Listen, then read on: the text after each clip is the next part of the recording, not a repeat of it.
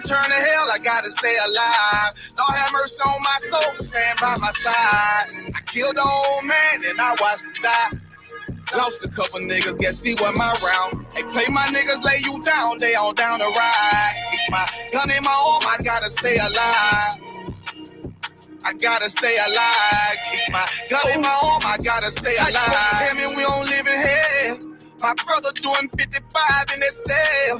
Nigga claiming he your round here spit shell. Same nigga you put on to hit the stand and tell. How the fuck you turn your back on a nigga that love you? Treat your kids like my kids, treat you like a brother. I told my dog, let's leave the streets to serve the most high. He said, fuck that shit, he trying to sell another pie.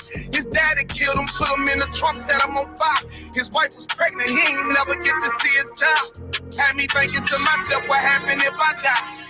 Look my babies in the eyes, I gotta stay alive. I put my ego on the shelf and my pride to the side. I'm with some niggas who gon' step and got God on their side. Got in the ISUPK, they keep asking me why.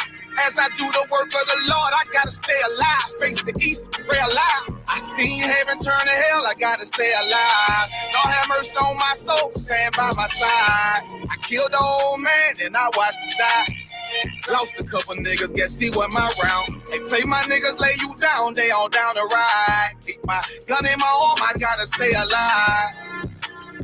I gotta stay alive. Keep my gun in my arm, I gotta stay alive. You ever pump a pack with a snake by your side? Yes, I see a man reach out to God before he died. Yes, I did. I know the Lord forgive us for these sins, but I'm starting to think the kingdom of heaven is for these kids. I told my daughter, there's one man in your bed, I won't stand for less. For my son, I hit your head on that fragile legs. I lost some niggas to that dope, I lost niggas to the feds. Remember Jono tried to stick me for that cheese on that bread, yeah, I was thugging with Lucky, that nigga left me for dead.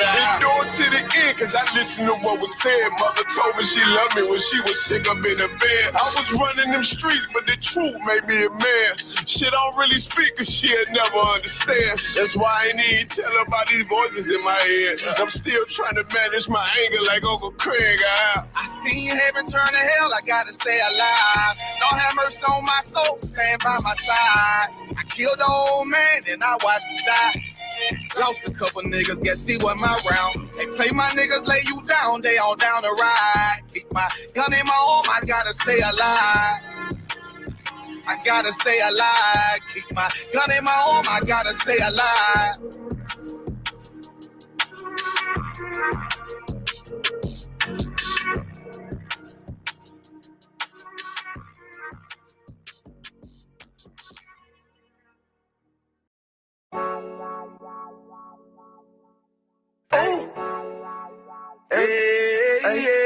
I don't give a love to fuck what them bitches gotta say. I'm a West nigga till they put me in the grave. I don't give a love to fuck what them niggas gotta say. I'm a West nigga till they put me in the grave.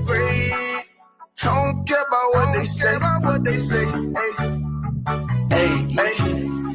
Fuck with my Akima, fuck with my sisters, then I got a problem, I'm never gonna miss you. I got 100 hanging out the AR, I got a 50 hanging out the pistol. He say it's corner, I'm just being realistic. I be on them corner posted with the realest. If it's the Sabbath, then we going fishing. I'm reeling them in, that's a God-given mission. I'm really on 10, but I'm stamped in the pistol. I get the order, be glad of this mission. Hebrew Academy graduate, nigga. Training, go through the baddest conditions. I fuck with none but the baddest of bitches. She righteous submissive, she glad to be with me. Had that thing Putin like Batman, niggas. She know I'm a prophet, she glad to be listening. Respect, I ain't having that shit till I go make some business from scratch. She bitchin' the different breed of black men. We don't do the back thing. I remember back when I was really trapping, trying to get the racks in, selling dope to black men. But now I'm trying to make it straight. Like, forget about my face. We standing up straight, can't hold us. Too heavy, the world won't hold us. Go get some rank, I told you. Line up in these ranks, we sold you. You can take that to the bank, we focus. Ooh, how many times must we remind you? One body, one way, some break. I would never take up as a place. When the law with you ain't no up next. It's just us, nigga, that's that on that. All that weak shit, that ain't no threat. Say you won't beat, bitch, with that ain't no sweat. We with all that. The Lord called a nigga out the world. I responded and called back. Oh Lord. And everything that they stole from us, fuck that shit. We want all that. Them niggas snitching and they act like bitches. That's why we unaffiliated with them. They killing women and they fuck with sisters. That's why we unaffiliated unaffiliated with them. They telling lies, switching up the doctrine, that's why we unaffiliated with them. They ain't gon' ride until they die, so that's why we unaffiliated with them. Come under commanding general, YAHANNA, we unaffiliated with them. Like they tongue and they say they keep that shit 100, we unaffiliated with them. They telling lies, switching up the doctrine, that's why we unaffiliated with them. They ain't gon' ride until they die, so that's why we unaffiliated with them. That's why we unaffiliated with them. I cannot fuck around with fake niggas. We taking ground when we in your city. You better have the women, have the liquor. Keep that bitch on me, please don't but the same. Don't be a fool and be another victim. Say you a goon, you just another Christian. How you my brother, you ain't in it with me. We in the gutter, deep down in the trenches. We with them niggas locked up in the prison. Fucking Hispanic, Native American, Indian, we ain't just talking shit. But we living in it, we be everywhere, you can't miss it. And we be fresh as hell, take a picture. And we special now with the scriptures. Play, we gon' script them, yeah, we some killers. These niggas tripping, they mind blown. Swear business, forgive me if I'm wrong. I don't get it pause when niggas say that they be looking for niggas to slide on. The slide that I know about is when I send with the gun with the slide on. Real, I get the order, you know that it's slaughter. See me and my niggas gon' die for kill. The bigger the better for kingdom of heaven. You niggas get wet up by me cause I'm fed up. I rep UPK. My niggas won't let up. Got choppers, got nines, AKs, Berettas. You say you don't like me, you say you won't fight with me and my nigga like bitch or whatever. You say you don't like me, you say you won't fight with me and my nigga like. My nigga like them niggas snitching and they act like bitches. That's why we unaffiliated with them. They killing women and they fuck with sisters. That's why we unaffiliated with them. They telling lies, switching up the doctrine. That's why we unaffiliated with them. They ain't gon' ride until they die, so that's why we unaffiliated with them. Come under commanding general, YAHANNA, we unaffiliated with them. Like they tongue and they say they keep that shit 100, we unaffiliated with them. They telling lies, switching up the doctrine. That's why we unaffiliated with them. They ain't gon' ride until they die, so that's why we unaffiliated with them. Yeah. See, they always ask us like, why y'all fuck with such and such? Why y'all won't come together with such and such? I be like, we unaffiliated with them. Understand me? Like, niggas be out here on some weirdo shit. And to be honest, that's why we unaffiliated with them. Hey, hey, hey, that's why we unaffiliated with them. Yeah. Oh.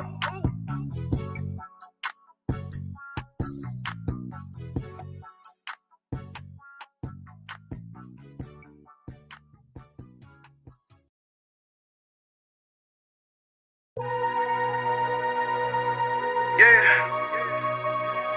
Okay, I've been in my Bible lately. You understand me? Like, shit crazy out here. World said fuck us, so we said fuck the world. You know, the world said fuck us, Matthew 24:13. so we said fuck the world. He that shall endure to the end. The world said fuck us, Shall be so we saved. said fuck the world. Fuck the world. The world don't love us, no. So we said fuck the world. Look, I know your kinfolk gone, but hold on. I know them lights ain't on, but hold on. Look, even if you feel you got nothing to hold on, I got a message. God said hold on to your sanity. I know you in a position that you ain't planned to be. With our lives, we're not addicted to gambling. You feel the pressure and the thoughts in your head are scrambling. You feel the storm getting closer. You feel like giving up before you even start, then it's over. You feeling like fuck it, you going through too much to be sober. Life is passing you by as you do this over and over, over and over, over and over, over and over. Time to make a change now. Instead of that, you fall a victim to the same now. Starting to find out that this life is not a game now. Back against the wall, couldn't run as the poor man screamed to the top of his lungs. World said fuck us, so we said fuck the world. The world said fuck us, so we said fuck the world. The world said fuck us, so we said fuck the world. The world don't love us, so we said fuck the world. For real, look. Cover your eyes, don't wanna see the blood on the leaves. Bodies of eyes innocently hanging from trees, floating in screens, blood in the water, blood on the altar. Still don't believe justice is coming. Heavenly Father, did not Christ say vengeance is mine? don't even bother. When he return, it's gonna be slaughter. Ooh, I know you don't wanna face it, but what's real love sound like hatred. And you gotta be fucking crazy if you think they gonna get away with killing all them babies, feeding them to alligators. All the women that was raped, the transatlantic slave trade made us build a nation that we can't partake in. School to prison, pipeline, mass incarceration. All the lives that's been taken, hated to love it. You only talk about forgiveness cause we never get justice. I think you really reluctant. I remember hearing a hood nigga say all the shit he would've done if he was living during slavery. Look what's going on today, and you ain't doing a damn thing but putting shame on your ancestors' name. But who's to blame? All these drugs, pills, weed, beans, lean, and cocaine. I get the feeling that we living in a big dope game. The world said fuck us, so we said fuck the world. The world said fuck us, so we said fuck the world. The world said fuck us, so we said fuck the world. The world don't love us, so we said fuck the world.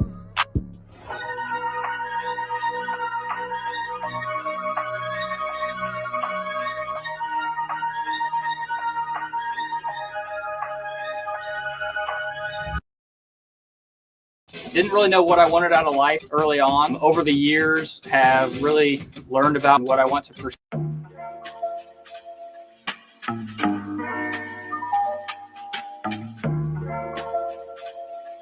Yo, I stay away from the streets and the trouble to get in. Trying to stay strong in this world full of sin, but they wanna bring us down, they ain't wanna see us win. They wanna kill us all, Lord, tell me, can I live? Can a nigga live? Can I live? Can a nigga live? Lord, tell me, can I live? I know the hatred's deeper than the color of your skin. So can I live? Can a nigga live? Can I live? Can a nigga live? Lord, tell me, can I live? Know the hatred's deeper than the color of your skin. Can I live? America KKK, land of the good smokers, home of the slaves. And I'm just trying to be great. Tell me, how can I live with this drama every day? I'm a light, I'm a beam in this darkness. It seems that real life is a nightmare. Can I live my dreams on this earth? Since I was young, I realized I had a destiny bigger than the fiction that's disguised as what was best for me. Better than the hate and all the lies that be the death of me. As of late, since we've been hypnotized since elementary, thought it was my skin, but studied something that was new to me. They hate me because of what my ancient ancestors used to be. Healers, teachers, deities, not all of them were kings and queens. Our nature was natural, not supernatural. Now they call it magic and voodoo, that shit ain't practical. All the roots connected, always more to learn of that, you know. Don't let the shit go over your head. Same snakes up in the garden, but the skin just shed. They'll always try to convince you that it's all in your head. Just know you gotta do better before you hit your bed. I stay away from the streets and the trouble to get in. Trying to stay strong in this world full of sin, but they wanna bring us down, they don't wanna see us win. Trying to kill us all, Lord, tell me, can I live? Can a nigga live? Tell me, can I live? Can a nigga live? Lord, tell me, can I live? I know that hate is deeper than the color of our skin. Can I live? Can a nigga live? Lord, tell me, can I live? Can a nigga live? Tell me, can I live? I know that hate is deeper than the color of our skin. Yo.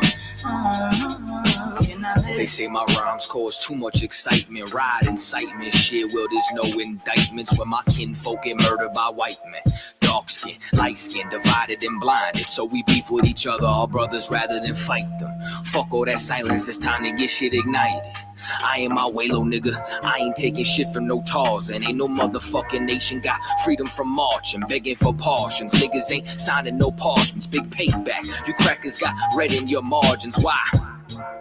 They broke every treaty, slaughtered the buffalo, and then they set fire to TITHES. They carved their face in mountains, but we go to jail for graffiti. We fought for this country, they gave us syphilis at Tuskegee. We been getting robbed, yeah, we're the ones who stay behind bars. They take all our money, but they ain't wanna give us no jobs. Wasn't supposed to make it, but we stayed defying the odds. It's like we really only living off the grace of our God. Can I live without getting harassed by the Sarge? Can I live without getting slammed on my car? Can I live long enough to raise my kids? Can I live long enough to see justice? Yo, can I live without getting harassed by the Sarge? Can I live without getting slammed on my car? Can I live long enough to raise my kids? Can I live long long enough to see justice.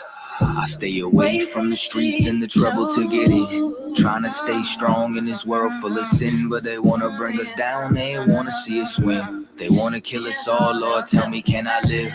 Can a nigga live? Can I live? Can a nigga live? Lord, tell me, can I live? I know the hatred's deeper than the color of your skin. So can I live? Can a nigga live?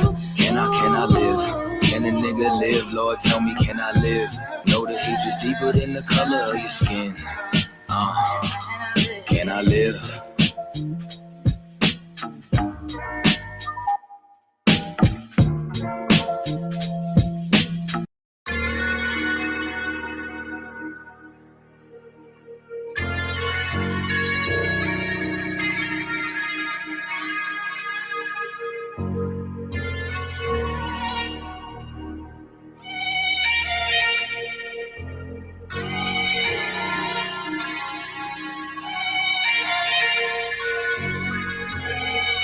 Seen heaven turn to hell, I gotta stay alive. Lord have mercy on my soul, stand by my side. I killed an old man and I watched him die. Lost a couple niggas, guess he wasn't my round. They play my niggas, lay you down, they all down the ride. Keep my gun in my arm, I gotta stay alive. I gotta stay alive. Keep my gun in my arm, I gotta stay alive. Tell me we don't live in hell. My brother doing 55 in that cell. Nigga claiming he your round here spin shell. Same nigga you put on to hit the standing tail. How the fuck you turn your back on a nigga that love you? Treat your kids like my kids, treat you like a brother. I told my dog, let's leave the streets to serve the Most High. He said, fuck that shit, he trying to sell another pot. His daddy killed him, put him in the trunk, set him on fire.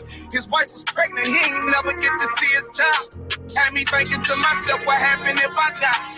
Look my babies in the eyes, I gotta stay alive. I put my ego on the shelf and my pride to the side. I'm with some niggas who gon' step and got God on their side. Got in the ISUPK, they keep asking me why.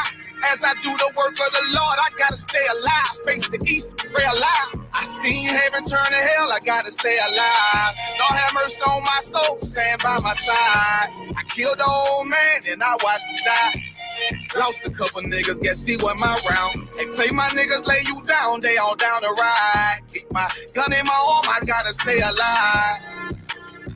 I gotta stay alive. Keep my gun in my arm, I gotta stay alive. You ever pump a pack with a snake by your side? Yes, I did. A man reach out to God before he died? Yes, I did. I know the Lord forgive us for these sins, but I'm starting to think the kingdom of heaven is for these kids. I told my daughter, there's one man in your bed, I won't stand for less. For my son, I hit your head on that fragile legs. I lost some niggas to that dope, I lost niggas to the feds. Remember Jono tried to stick me for that cheese on that bread, yeah, I was thugging with Lucky, and that nigga left me for dead.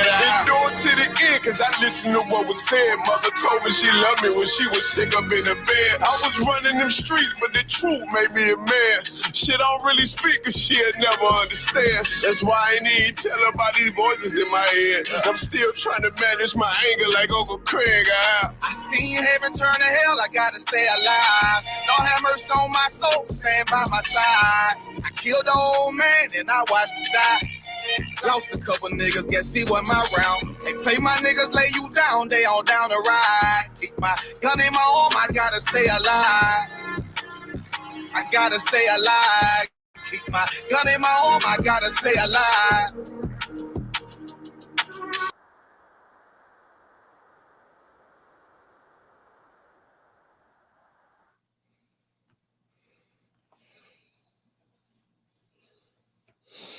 Shalom, Israel.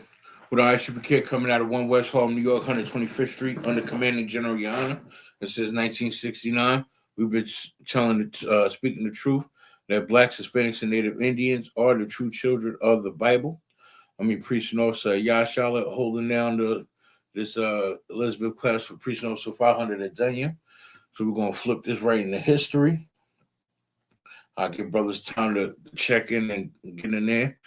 Shout out to my brother, young man Hector, man. I'm so happy to see you, man. My camp leader been speaking highly about you. Just endure to the end, as the scriptures say, and trust me, it's gonna be so glorious. I can't wait to really welcome you in person and embrace you, brother. Lord allow it. All right, now piggyback off my last history class, right? I've been bringing out very, very serious topics, right, about Black, Hispanic, and Native Indian culture, and I've been teaching about our history because we don't know Black history, we don't know Hispanic or Native Indian history. This is why history class is very important in this school. History class is one of the most important classes. You know what I'm saying? And the fact is, we need to know who we are, where we actually came from.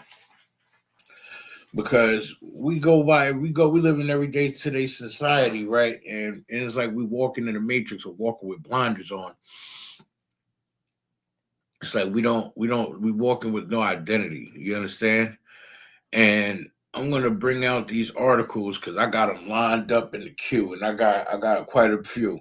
You know what I'm saying? I'm gonna play the article, and then I'm gonna hit us with some history scriptures behind it. All right.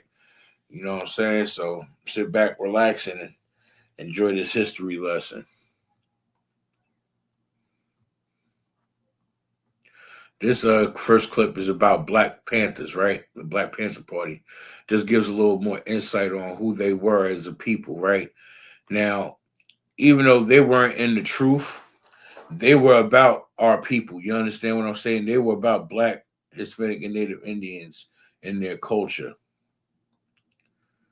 And you know what? And I see another clip on the side I'm going to bring out too, because that's a good one we need to know about. Hold on. Panthers weren't just about self-defense, but actually fed more children than the U.S. government. But here's the part they never wanted you to know. Stick around, because what happened next will leave you speechless. In 1966, Huey P. Newton and Bobby Seale created the Black Panther Party, not just to protect their people, but to empower them. They patrolled their own neighborhoods, making sure police brutality didn't go unchecked. They fed over 20,000 children every day through their free breakfast program. They provided free health care, legal aid, and even drug rehab centers for the community. At one point, the FBI even admitted their biggest fear was how much the Black Panthers were helping people. Imagine a time when Black communities didn't have to rely on the system because they built their own. The Panthers ran their own schools, where kids learned Black history and self-sufficiency. Their story proves something powerful. When Black communities controlled their own resources, they thrived. If you're still watching, comment Panther Power and follow for more hidden stories they never wanted you to know. Now, see what makes that clip very important in our history, right? What they're saying is so heavy because it's something we don't know. They fed 20,000 children, Black children, daily. You understand what I'm saying? Now imagine how many more that would have been if we had more Hispanics and Native Indians in that community. They would have been feeding endless families. And this is why I said I give them a special shout out in this class, because even though they wasn't in the ISUPK and the Commanding General YAHANNA, they did something so righteous and so outstanding and amazing that it needs to be highlighted, because they were Black people taking care of Black people, and we thrived. And the key point is we didn't need the goddamn white man. We didn't need that nasty ass oppressor, to the point the FBI said they got scared. They was like, oh shit, they might not need us. You understand what I'm saying? We were on the cusp of finding out who the hell we are. Before I go to the next clip real quick, we're going to go to the book of Romans, chapter 15, verse 4. For whatsoever things were written aforetime were written for our learning, that we through patience and comfort of the scriptures might have hope. Now, they taught Black history, you understand, and Black excellence, and gave free health care and fed our children. But the one thing they lacked was the laws, statutes, and commandments of the Bible. This was the only thing missing from that video, that if they would have incorporated this and been in the truth back in this day, because the truth was founded in 1969. The Black Panther Party wasn't over until the 70s, if I'm not mistaken, going into the 80s. You understand? They was around for quite a bit. They could have found Commanding General YAHANNA and easily been in the truth. But let me play this clip about this young Black billionaire. At just 12 years old, she was richer than most white men in America, and the government tried to take it all. Oh yeah, this is Keep about watching that until sister the that end. In we covered in 1913, my other history. Sarah Rector, a young black girl from Oklahoma, became one of the richest children in the country. But her wealth came with danger. Born into a family of freed slaves, Sarah's parents were given a small plot of land under the Dawes Act. I'll play it, but It I was covered rocky, it already. barren, and considered worthless. Until one day, oil was discovered beneath it. Almost overnight, Sarah started earning the equivalent of $500,000 a month in today's money. But here's where it gets dark. Lawmakers were shocked. They couldn't believe a young black girl had that kind of wealth, and they wanted control over it. Officials pushed to put Sarah under a white guardian, claiming she was incompetent to handle her own fortune. Some even tried to reclassify her as white, just so they could take legal control of her money. But Sarah's family fought back. And despite the pressure, she held on to her wealth. She used her fortune to fund black schools, businesses, and help other families own land. Yet somehow, history barely mentions her name. Still watching, comment "rich girl" and follow for more untold stories. You see, Israel, we as blacks, Hispanics, and Native Indians, we have a rich history. The problem. What if I told you there was a black leader more feared than Malcolm? The problem with our history is that we don't know it. We don't know who we are as a people. And like I said, if those Black Panthers just had the law, statutes, and commandments of the Lord with them, you understand? Not like these fake Israelite groups, not like these purple people eaters, but like if they, like I said, the Black Panther Party was around the time Commanding General YAHANNA was around. If the Black Panthers would have just met Commanding General YAHANNA and the original 7 heads, and they would have had the law, statutes, and commandments with them, wow, they would have been amazing. Shalom, Lord of Christ, Marvasar. Yeah, shalom, Lord of Christ, sir. You know what I mean?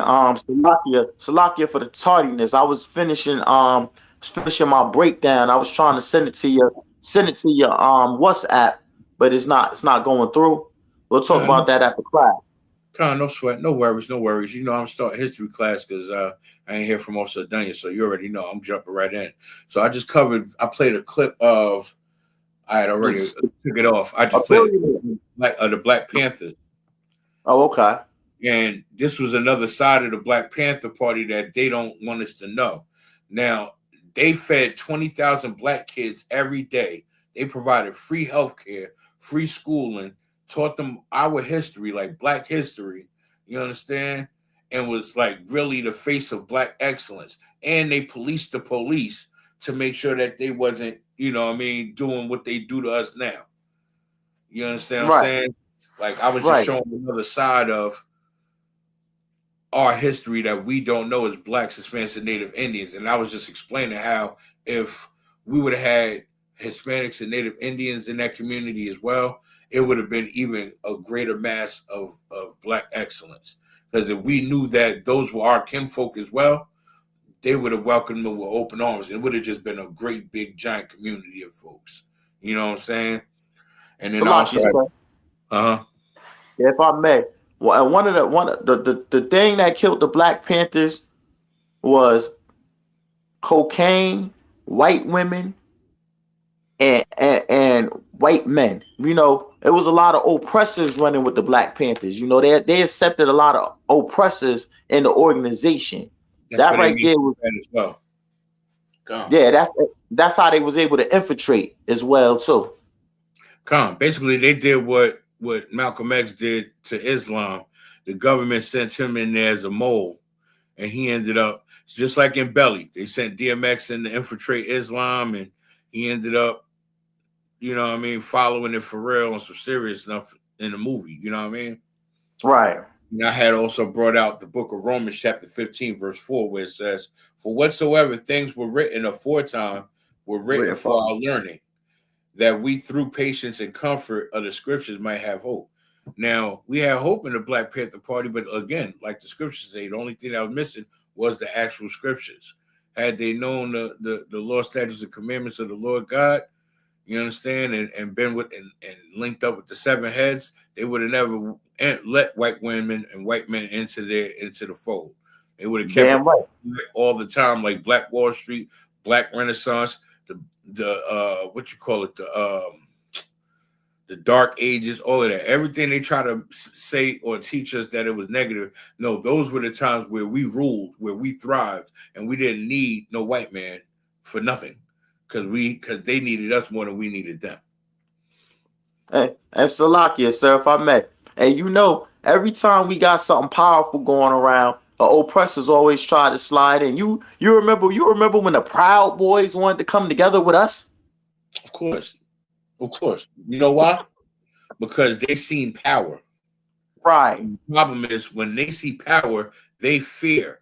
Because then when they see power, they see unity. When they see unity, they see uprising. They start seeing history repeat itself again. That's what that was.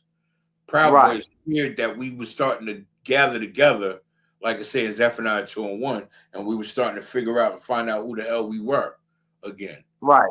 This is why they do stuff every 150 to 100 years to keep us asleep, to keep us dumb. This is why they're coming out with so much technology to where they try to separate us from our subconscious to keep us asleep. Right. And this is why now more than ever, we need these law, statutes, and commandments. I'm going to go to the next video before I bring the next scripture out. Check this stuff out. I got some good videos for this week more, so. Most High in Christ. There used to be a 13th month, but they erased it, leaving us with a false historical timeline. In 1582, Pope Gregory XIII introduced the Gregorian calendar, but this calendar doesn't really make much sense. It was primarily designed to help people remember when to pay their taxes. The word calendar actually comes from kalends, an ancient word meaning account book. The months in our current calendar are a complete mess. March is named after Mars, the god of war. July and August are named after Julius and Augustus Caesar, who decided they should each have a month named after them. But this is where it gets scary. The order of the months doesn't make any sense either. Septem means 7, Octo means 8, Novem means 9, and Decem means 10. Instead, the 13-month calendar used by many ancient cultures follows the natural cycles of the moon. It has 13 months each with 28 days, and if you multiply 13 by 28, you get 364 days, perfectly matching the moon's orbit. The 13-month calendar didn't just disappear, it was replaced with one built for control, not the truth. Comment moon below, and I'll reveal the name of the lost month. Just jump right into this one. That was a quick little history lesson for those that didn't know that we had original 13 months, but they want to change what God created. You understand what I'm saying? Like, even science is being supported by the goddamn Bible, but yet the oppressor, which is the devil the Bible speaks of, these white men, these Romans, these Greeks, these Europeans, they want to try to change our narrative and change our history again to, like, you heard what he said when he broke down that calendar? That was meaning, it originally means checkbook, account book. They did this how wicked Caesar was. He created and changed the goddamn calendar to keep us in that cycle of paying him taxes. This is how wicked they were. And this is why they needed to fall. Let me play this next one right quick. Taught you. The sugar that sweetened the world was revolutionized by a black genius, then whitewashed by history. Norbert Rillieux, born free in New Orleans in 1806, was a chemical engineer who transformed how sugar was made and saved thousands of lives. Before him, workers boiled cane juice in open kettles, scalding steam, open flames, and deadly conditions. One slip could mean death, but Rillieux invented something radical: the multiple effect evaporator, a closed system that used steam safely and efficiently to refine sugar. It cut labor, cut costs, and saved lives. Suddenly, sugar became a global commodity, cheap, fast, and mass-produced. Industrialists got rich, plantation owners expanded empires, investors called it progress. But Rillieux, he got nothing. Racism blocked him from fully patenting or profiting from his invention. White-owned firms took credit. He was excluded from institutions he helped modernize, denied the honors he earned, hidden from the innovations he pioneered. History books left him out, and the world was told sugar just evolved, but it didn't. It was designed by black brilliance. His machine is still used today in food, paper, and energy industries, but his name, buried.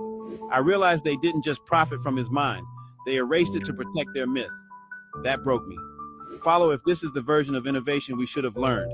Drop Black Genius in the comments if this is your first time hearing it. And if you're ready. You see how they try to erase us from history?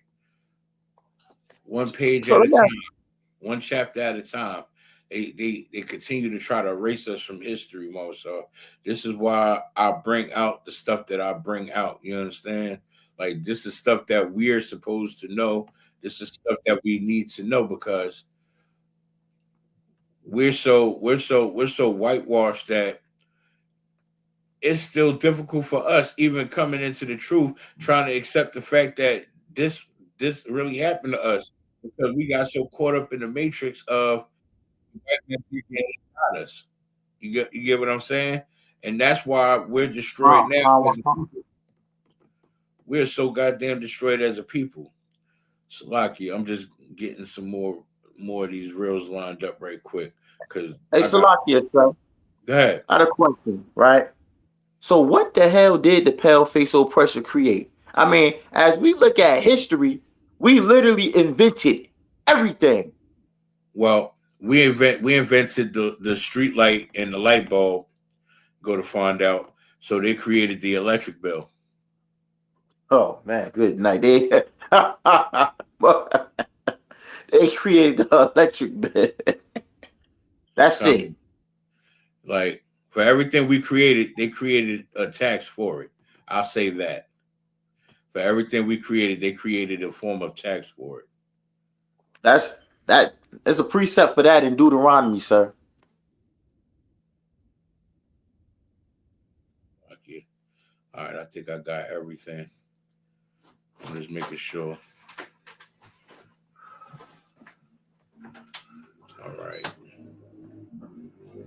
All right, here we go. I got everything queued up.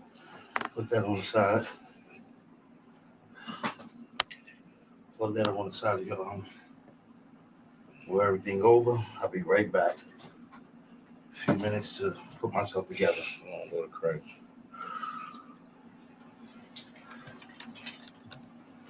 No. Just so you know, it's not even going to me. Already. Salak. Yeah, so all right. So yeah, like I was saying, Mo, so we've been whitewashed, and like you said, you're actually correct. We created everything. Look at that. Look at how the sugar industry flourished, and this black man never got his flowers for re-engineering or what's the word I'm looking for? I need 2 more of those. Can you do 2 more of those real quick? I don't have it. If you can give me 2 more, I can give them back to you.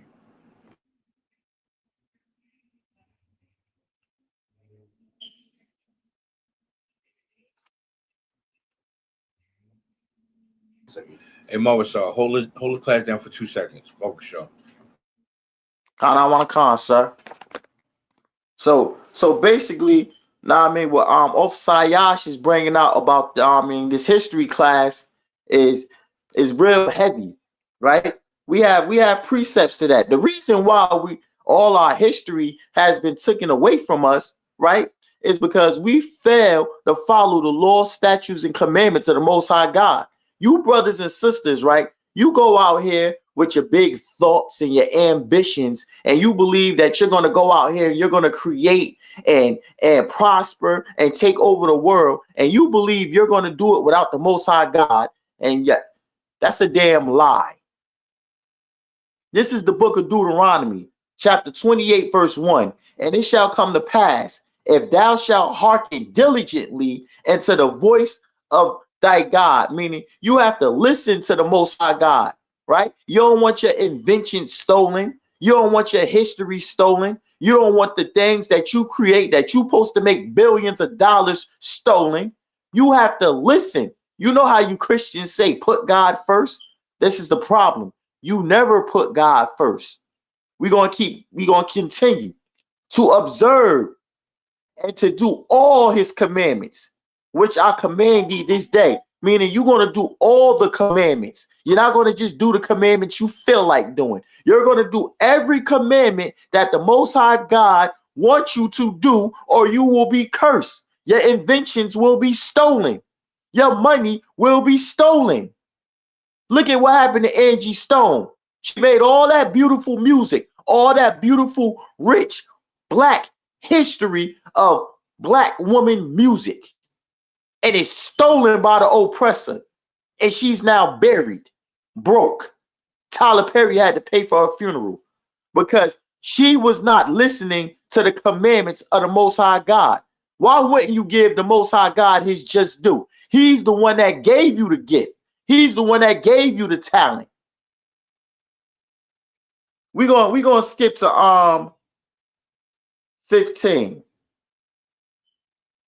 But it shall come to pass, if thou wilt not hearken into the voice of the Lord thy God, meaning if you don't listen to observe and to do all his commandments and his statutes, which I command thee this day, that all these curses, not these blessings, not blessings, all these curses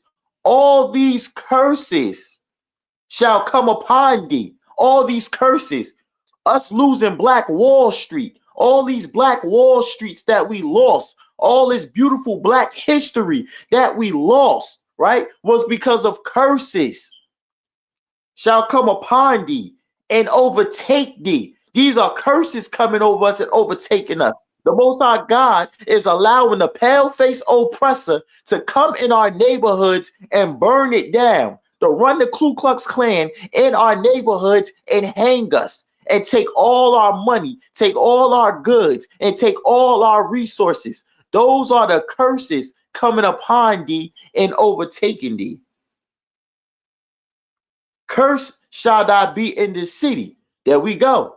Black Wall Street was a beautiful city, a historic, all Black, beautiful city where we was rich and the pale-faced oppressor was poor.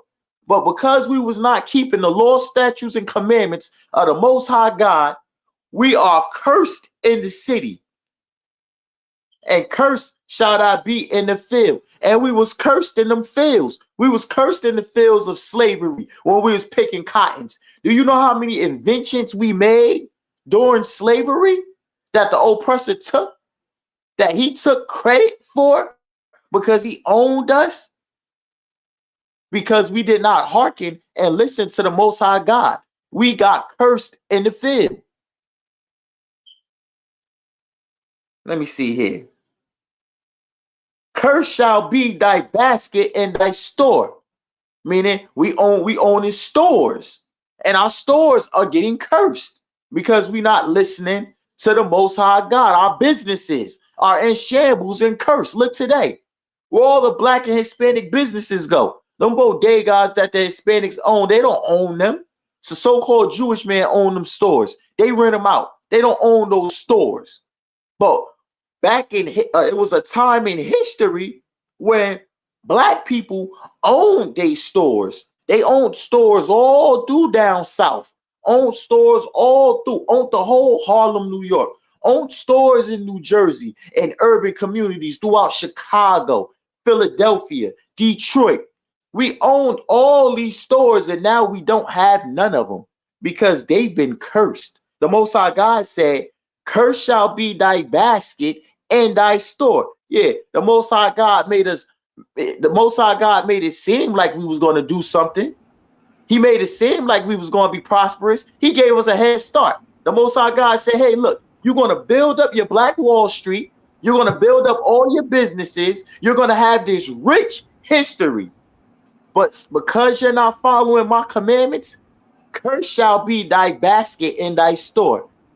Now we don't have no stores no more.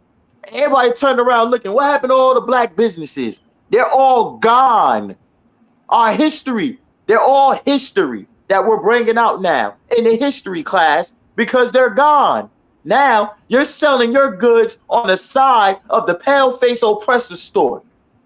We hold camp down on Broad and Market in Newark, New Jersey, and a sister is selling her iced tea, her lemonade, and her business in a cart outside the goddamn 7-Eleven. When once upon a time, We owned the goddamn store. We owned it. But because we ain't listened to the Most High God, curse is our basket. Curse is our store. Now we now said, go ahead, my Lord. Slack, Mo. So what you're bringing out is so heavy. That brings me to my next precept. It's the book of Deuteronomy, 17, verse 18. And this shall be, when he sitteth upon the throne of his kingdom, that he shall write him a copy of the law in the book out of that which is before the priests, the Levites.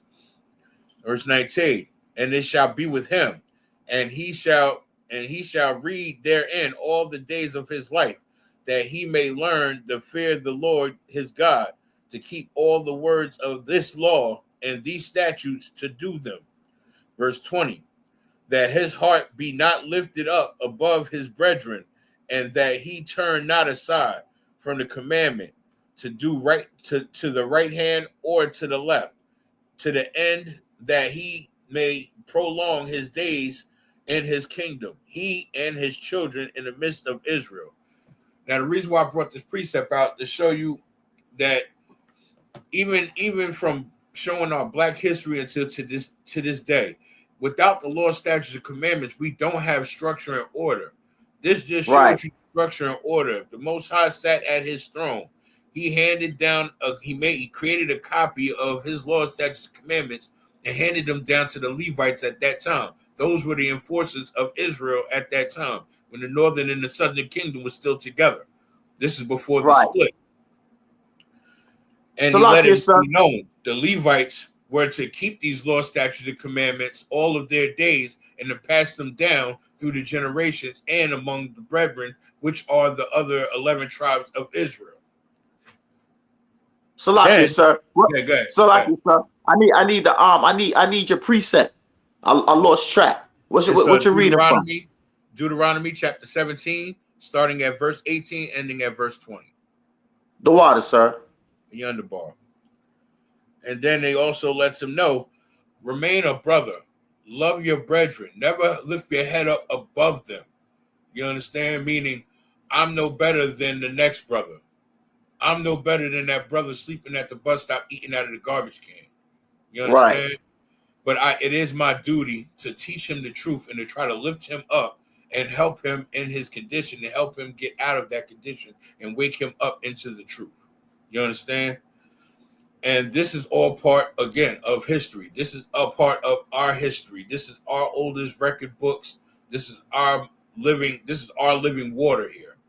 You understand? For every clip, I got precepts. And this is just another example of what I was showing, how the brother was a Black inventor, created sugar, but they kept his product, blocked him from making the patents, right? And took the idea from him. Just like the rich Black girl, the billionaire Black girl with the oil on the barren land, how they tried to deem her as white so they could put a white guardian over her to control her wealth. You understand? Remember last week in history class, everything I brought out was showing nobody has more patents than Black people in this country to this date. Nobody has more patents than us. We put in for the most patents. Once we knew what a patent was, we put in for everything. Why? Because we're the innovators. We are the creators. Like you were saying before, we created everything. We literally created everything. You know what I mean? With the Most High, of course. Yeah. Our daddy. The Most High blessed us with the gift to create, from children to everything else. Now we're going to go to the next video, and then I'm going to load up the next precept. Education of a people. This was never just about school. It was about shaping minds to serve systems. From the very beginning, they built an education system that would keep us obedient, not liberated.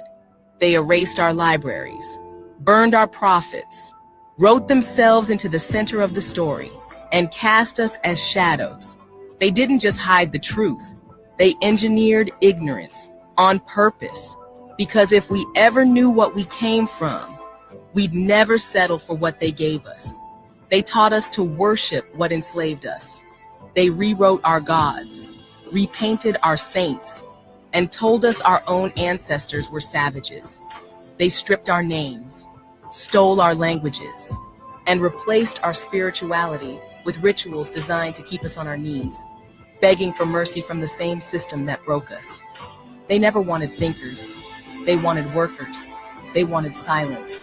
They wanted us to forget, because a people who remember become dangerous. Why don't they teach us about Mansa Musa? Why is Egypt taught as European? Why are the Moors missing from the textbooks?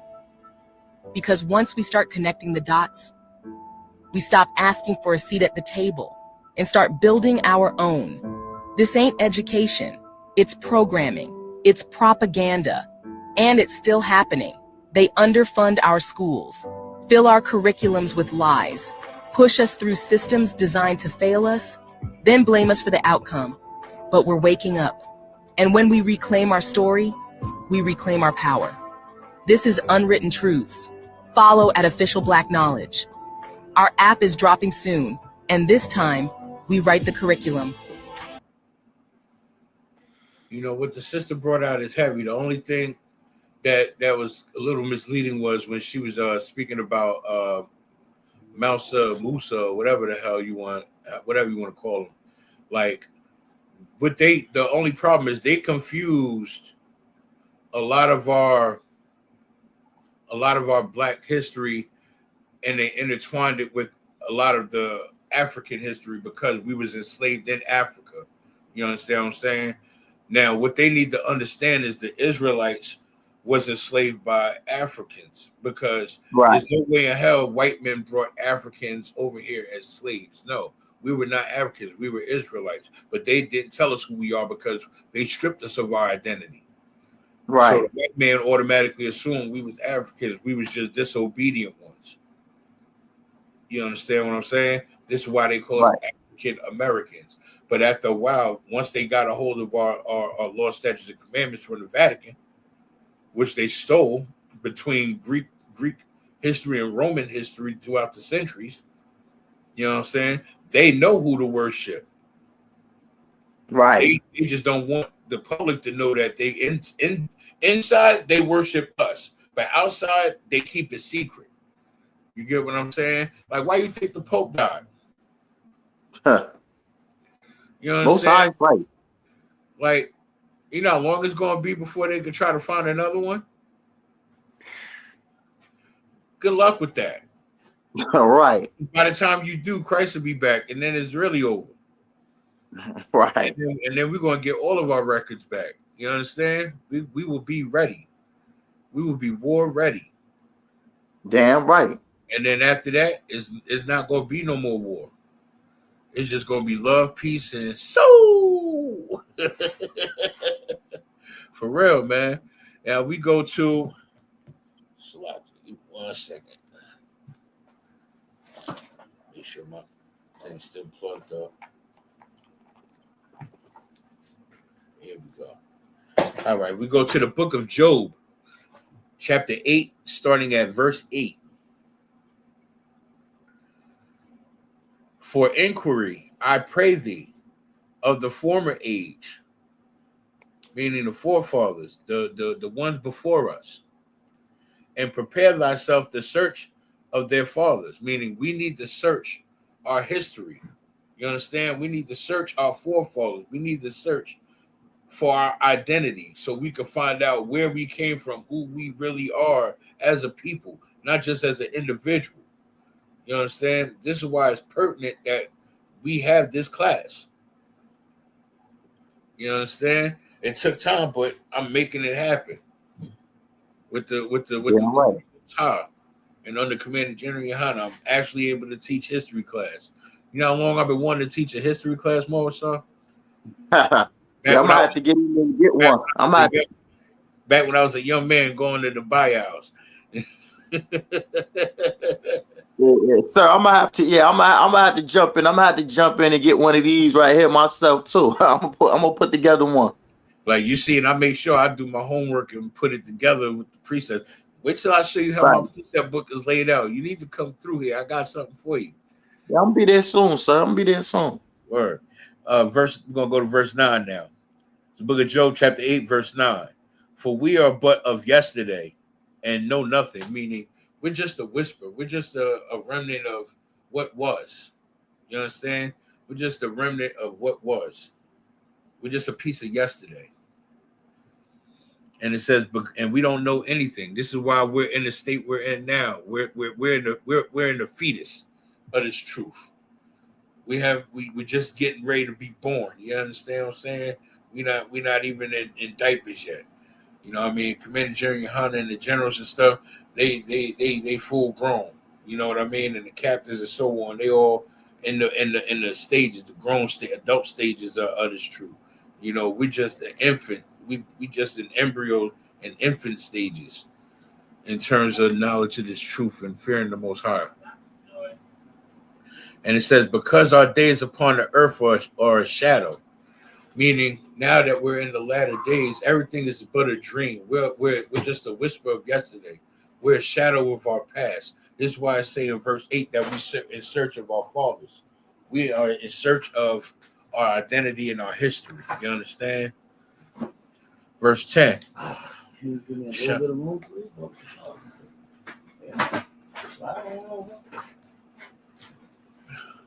Verse 10. Shall not they teach thee and tell thee and utter words out of their heart? Meaning, nobody's going to teach us what we're supposed to know. They're not going to teach us our history. They're not going to give us the law, statutes, and commandments that we so deserve. No, because one, the white man's the goddamn devil the Bible speaks of, and if we find if we messed up and let us find out who we really are, they're screwed. Right.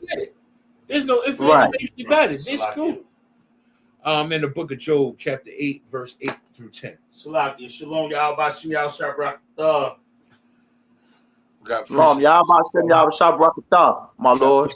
We got preaching officer 500 Kashaka War in the building. All right, what y'all going over right now, if you don't mind? We're going over history, our history of Blacks, Hispanics, and Native Indian culture. You know what's amazing? How the truth. I don't have my headpiece, so I'm gonna let you continue to lead the class. All right, sir. But I would like to just chime in a little bit, if you don't mind. Come on, sir. My headpiece. I got to get him out the car, and I'm already late for class, so I'm just gonna chime in if you don't mind. Come on, sir. All right. So what I would like to say is, what's amazing about the truth is that we're speaking right now about history, right? There's a funny thing about our history. I was just looking at something earlier today, right? And then looking at something, it's like I needed these.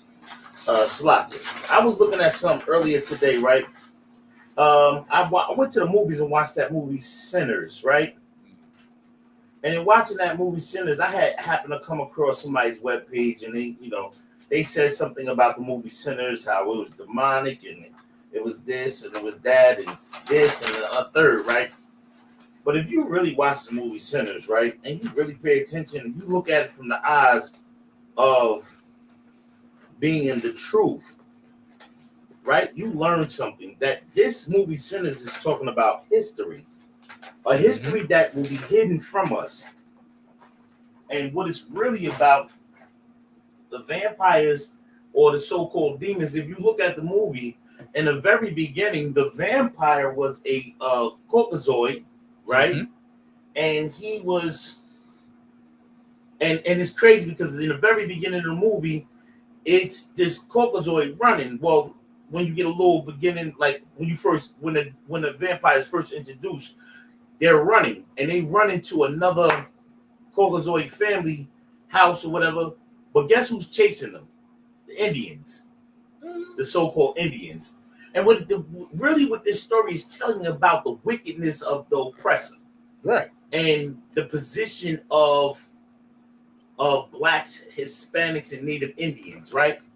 And that's what this movie is really talking about. And it's crazy because just like you got poor Caucasoids now, you have poor Caucasoids then. Even though they were like they was more than slaves. It's just like when you read in the scriptures about how even the man of the the kingdom, how the most least in the kingdom shall be greater than the riches of the wicked ones. You know what I'm saying? Which would be the oppressors of now and any other race, right? The most richest of them could not even contend with the poorest of us. Right. So and this is what you're looking at in the movie. The poorest of them still was way above the richest of us. Yeah, they did it in reverse. Right. So no. This was the movie. This is history. Right. This is real history being shown how the poorest, the richest of us was still poor compared to their riches. The Edomites of that time. Right. Look at today's time. The richest of us is what? Oprah, Jay-Z, $1 billion. Tyler Perry, Diddy. Well, Diddy messed up right now. Kanye, you got 50 Cent. 50 Cent. Floyd Mayweather. Floyd Mayweather. That's the richest of us, right? Yeah. Now, just look at the richest of us. Now, look at all the other rich ones: football players, athletes, baseball players, basketball players. Look at that rich. Now, look at their bottom rich. You understand? The bottom rich. Their bottom rich still we can't compete. Which is like as black Elon Musk. They're bottom rich. When I say they're bottom rich, like Elon Musk, the North. How many of them? Let me put it in a different way. How many black millionaires? And I'm using the low number. How many black millionaires that do you know? How many black, Hispanic, or Native? Let's just say making above 6 figures, the basic 6 figures, the mid 6 figures, the high 6 figures.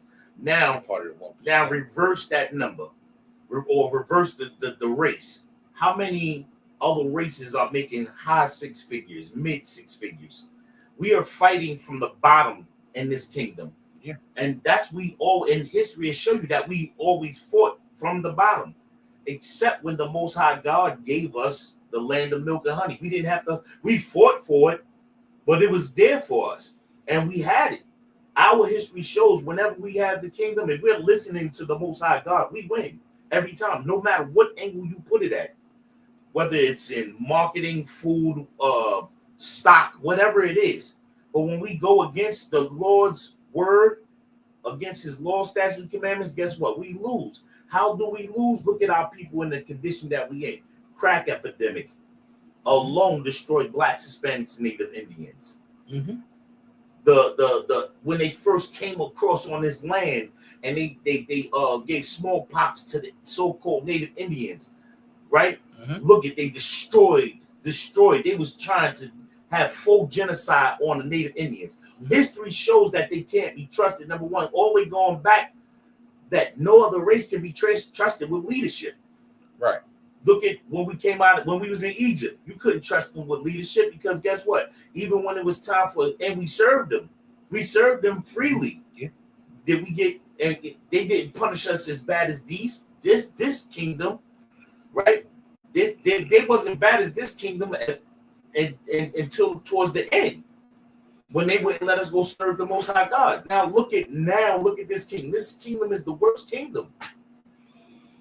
It's the worst kingdom. Every other kingdom we served under, it just got worse and worse and worse. All these other nations show they can't be trusted with leadership. But when blacks, Hispanics, and Native Indians are in charge, the scriptures tell you the world rejoice. Salakia. No, what you're saying is heavy. Hey, Morrisov, for what he just said, give me that precept when the righteous are bear who rejoice. I want to come, bro. All right. While you do that, let me grab this chair. Wait till you see the next clip I'm gonna bring out. You ain't gonna like this one. This one gonna make your blood boil. You'll be surprised how I found it. Yeah, listen, the last joint that I was looking at some stuff. I think I shared it with you on Facebook, I believe. You look at that, bro. I couldn't watch it. I had to stop watching it. That's how bad it was. You know, I got a strong stomach, but no, I could not bear it. You got that precept for me yet? Kind of on my console. I got I got it right now. Let me get to it. It's Proverbs 29:2. Yeah, Let me get 29:2. Yeah. It's the book of Proverbs, chapter 29, verse 2. When the righteous are in authority, the people rejoice. But when the wicked bear rule, the people mourn. All right, now bring that back from the top. Calm down, Wanna, sir. It's the book of Proverbs, chapter 29, verse 2. When the righteous are in authority. That's that right there. When the righteous is in authority, right? Blacks, Hispanics, and Native Indians, when we are in authority of us, I ain't talking about no other nations. I'm specifically talking about Blacks, Hispanics, and Native Indians. When we are ruling and judging over our own people, over the earth, we have structure, we have order, and we have Black, Hispanic, and Native Indian excellence. You understand what I'm saying? Right. We have everything. Our children are clean, they're fed, they're educated, and they're obeying. The adults, same thing, and they're following the law, statutes, and commandments of the Most High. And we don't need those heathens for nothing, right? Salakia, if I may, let me add on to that, Baba Shaw. Read that again from the top, Malasar, Baba Shaw. I don't calm, my lord. It's the book of Proverbs, chapter 29, verse 2. Salakia, you brothers and sisters, make sure you're taking down these scriptures. It's the book of Proverbs, chapter 29, verse 2. When the righteous are in authority. When the righteous are in authority, keep reading. The people rejoice. Stop there. See, when you read this scripture, you have to understand when the righteous are in authority, right? That's, of course, we understand the righteous. That's Black, Hispanic, and Native Indians. We do understand that those are the righteous. When the priests and prophets of the Lord are in authority, that's what you have to understand. That when those people are in authority, the Blacks, Hispanics, and Native Indians, the priests of the Lord, when they're in authority, when we ruling, guess what? The people will rejoice. Understand when it says the people will rejoice. Blacks, Hispanics, and Native Indians are going to rejoice because we're going to get justice every time. Blacks and Native Blacks, Hispanics, and Native Indian will rejoice because it will not be controversial issues. It won't be confusion. It won't be, we have to worry about the law because we will already be obeying the law. When the righteous in rule, guess what? You will get a fair trial. When the righteous, if you're wrong, guess what? You know what the law says. You know what it calls for. So when the righteous in rule, you ain't got to second guess. You ain't got to worry about being swindled or bamboozled. When the righteous in rule, guess what? Eggs won't be $12 for a dozen. Right. When the righteous bear rule, you won't have your son talking about he want to cut off his rod. Right. When a righteous bear rule, guess what? You will not have the confusion whether if it's male, female, and transformer. There won't be that. There won't be that when the righteous rule, because for that is death.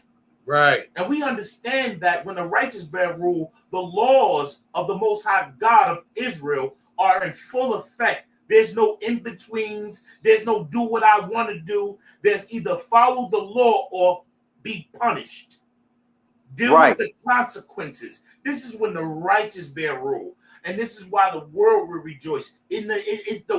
Everyone will rejoice. You know why? Because everyone will get a fair shake based upon the laws of the Most High God. And the Most High God laws are not grievous. So guess what? You will get a fair shake to something not being grievous, which means as long as you obey this, you're going to get a fair shake every time. You go against that, guess what? You're going to get your justice, a righteous justice, not some, you 100 to life. No, either you follow this or you be put executed. Damn right. Whatever judgment that the righteous may say. Guess what? You will still get a fair shake. Mm-hmm. If it calls for 50 years, guess what? Or it calls for 10 years or whatever. I am but a prophet, a priest of the Most High God. So I'm only speaking what the scriptures say. And per the scriptures, listen, when the righteous bear rule, we'll get a fair shake. We'll get justice. You understand? And guess what? People will know their position and their place. We won't be lied to about who our God is and what color Christ is, because we'll know. We won't have to worry about our daughters being whores, because they'll know. If you're going to be a whore, you will be unalived. Right. You understand? So it will be a righteous rule. Read the next part of that. Khan, sir. This way it get cooking. But when the wicked bear rule, when the people mourn. Esau, hold on. When who? But when the wicked bear rule. Stop right there.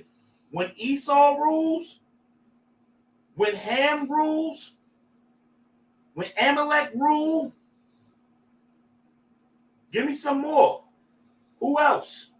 Ayalam, Ishmaelites. Who else? Japhet. Who else? If they're not Black, Hispanic, or Native Indian, if they're not of the children of Israel, if they're not a part of the 12 tribes, guess what? When they rule, tell me what happens, Molosov. The people mourn. The what? The people mourn. You want me to prove that? Go look in any ghetto.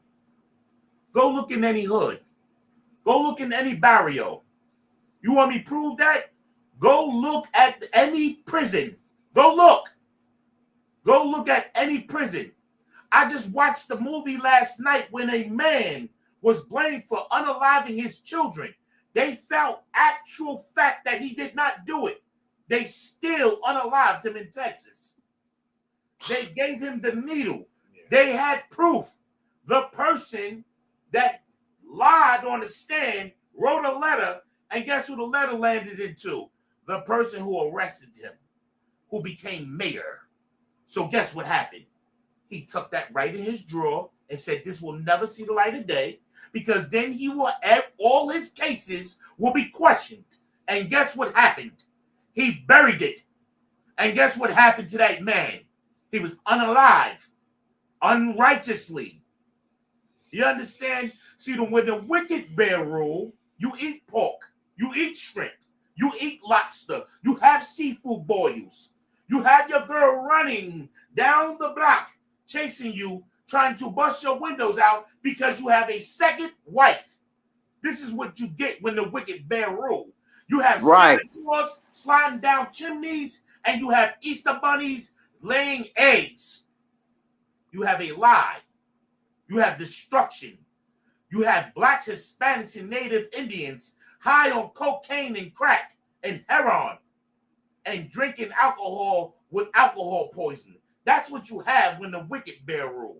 When the wicked bear rule, you will see our people. You see the destruction in the people. You have gang on gang violence. You have drive-by where kids are being unalive. You have the West Coast riots. You understand when the wicked bear rule, they storm the Capitol and nothing happens. You understand when the wicked bear rule? When the wicked bear rule, there's no justice. There's no real justice, because they will give justice to their own and will persecute Blacks, Hispanics, and Native Indians to the highest of degrees. So when the wicked bear rule, understand what you're reading and what you're understanding in these scriptures. Just go look in your ghetto. If you're a Black, Hispanic, or Native Indian man or woman, or you're a child or a young man or a young woman watching these classes right now, go look in your ghettos. Go look in your barrios. Go look in the hood. Go to the projects. See who aunt is smoking crack and who aunt is selling a tail to pay their rent, or to buy more crack they selling a tail. Go look in the ghettos. Go look at what Black man will degrade himself to the point where he will go and blow rod just so he can get a rock to smoke. You want to see that the wicked bear rule? Go look at the president becoming president with 100 and something charges. You want to see when the wicked bear rule? I can show you the wicked bear rule now. Ooh, but ooh-wee, when the righteous go in charge, the world is going to rejoice, because you will not have pregnant women buying crack and heroin. When the righteous is in charge, you will not have the wickedness of me trying to unalive my brother for some goddamn money or over a piece of tail, because I will not look at my brother's wife. Right. My children will not be walking around saying, you some, you some, you some, and being the whore of Babylon. Do you understand when the righteous are in rule? You understand the difference when the righteous will rule and when the wicked are bearing rule? The wicked is bearing rule now. The Christian pastor is telling lies and having sex with your son. Right. You understand? That's what's happening in the Christian church. That's the wicked bearing rule. Righteous bearing rule, you have priests teaching the children how to love one another, brotherhood, sisterhood. You have Hebrew Academy. You listen, Passover will be a regular day. It will be celebrated regularly throughout the world with blacks and Hispanics. Do you understand Passover week? You will have that every day. That's righteous. Damn right. That's righteous. You know what's wickedness? When they tell blacks, Hispanics, and Native Indians, you are not the Jew. You are not the child of God. You are not the chosen 12 tribes. That's wicked. What's wicked is that we had men in caves trying to figure it out, trying to find their way back. What's wicked is that we're being lied to by our own parents right now, telling us Santa Claus exists, Easter bunnies, Halloween, and Thanksgiving. You celebrating the unalivement of 77 million of my brothers, of my sisters, of my nephews and nieces, the children of the so-called Native Indian. There will be no that. Salakia. No, and what the brother bring out is so heavy, real quick, Mama Saw. To expound on this and to add to it, let me play this clip, because I'm glad he brought that precept out. This is an example of the wicked bearing rule. Now check this out. This chair was created to break slaves. This chair was created to make them forget who they were and to say they could told. Look, spikes throughout the whole chair. You're strapped into spikes. This chair was break slaves. Why is this not in history? This is what happens when the wicked bear rule. Look at it.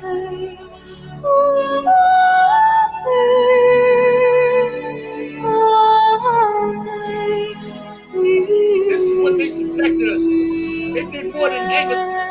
They sat us in chairs like this. They sat our black women in chairs like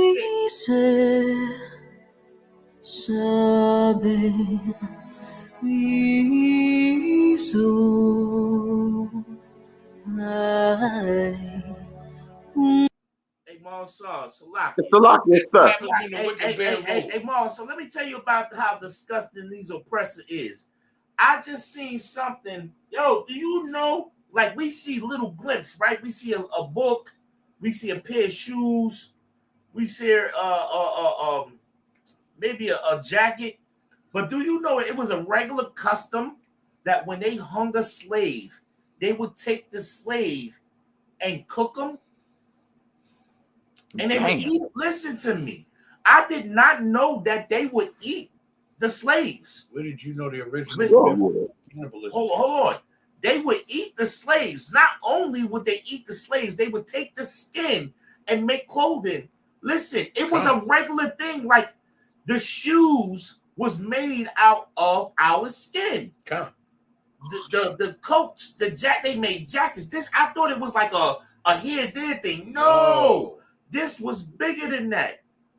They was making coats, shoes. They was making pocketbooks, book covers. They was using our skin to make clothing and stuff. Of course. And guess what? When they would hang us, they would take and put us on I forgot what he called it. A spit, right? And then turn us. The same day they put pigs on and roast. Listen to what I'm saying. And they will cook us. People would take pictures. You ever seen? I don't want to say the wrong word. What, a pickled rod? Listen to what I'm telling you. They will take the rods of black men and put them in pickle jars and advertise them. Listen, the oppressor is the goddamn devil that the Bible speaks of. If we don't get to learn our history, our culture, about who we are in the hellacious things that this oppressor took us through, we think it's sugar and spice everything nice right now because we see the glitter and gold behind things. And just because you get a gift don't mean that it's a gift. It's only there to destroy your heart. It's make you weak. It's to make you look at, it's like a magician. Look at this hand when the whole time they're doing something with this hand and you don't see it because you're not paying attention. Because they put a gift with this hand and they taking the other hand and stabbing you in your back and unaliving you. We ain't paying attention. We got to know what our history and our culture is. Salakia. Salakia, sir. Yo, Salakia, sir, if I may. Hold on. You One just made second. my mouth. Yo, I just threw up in my mouth. That was disgusting what they did to our people. But just so you know, you seen that chill, Mama Saw? That's what they sat us in to break us when we acted up on that field. They didn't teach us that in Black History, did they? I ain't never learned that. Sir. I never heard of that before in my life. That's why I brought it out, because we never learned about it, and we need to. Go ahead, Mama Saw. If I may, sir, Officer Kashaka, Officer Ayaz, my two lords, right? You know we was just down in Georgia, right? All right. So when we was just down in Georgia, right? I had got a story when we was at our Airbnb. I got a story, right? The story came in that it was this pale-faced oppressor, right? He was stalking his brother that was getting ready to go to the United States military. The brother put in 5 police complaints about this devil stalking him, wanting to hurt him. Of course, we know the police ain't do nothing about it. So the devil stalked them all the way into a Walmart in Douglasville, Georgia, right where we was at. He went right into that wall, right around that Walmart. The oppressor pulled out his pistol and tried to unalive this brother. The brother had a legal pistol on him, and he pulled his out, and they shot at each other. He shot in self-defense and unalived the oppressor, and it's all on camera. And everybody's saying this is clean-cut self-defense, right? Tell me why when this brother went to trial, they found him guilty and gave him 70 years in prison. And they got the whole video. He went to trial. Think about that. Why did he even go to trial? The water. Because the little black girl that unalived that cop and saved her mother, nothing happened. There was no court case. There was no trial. There was no nothing. It was clean cut and dry, like you said. But that brother got stalked by the oppressor because he was a cop.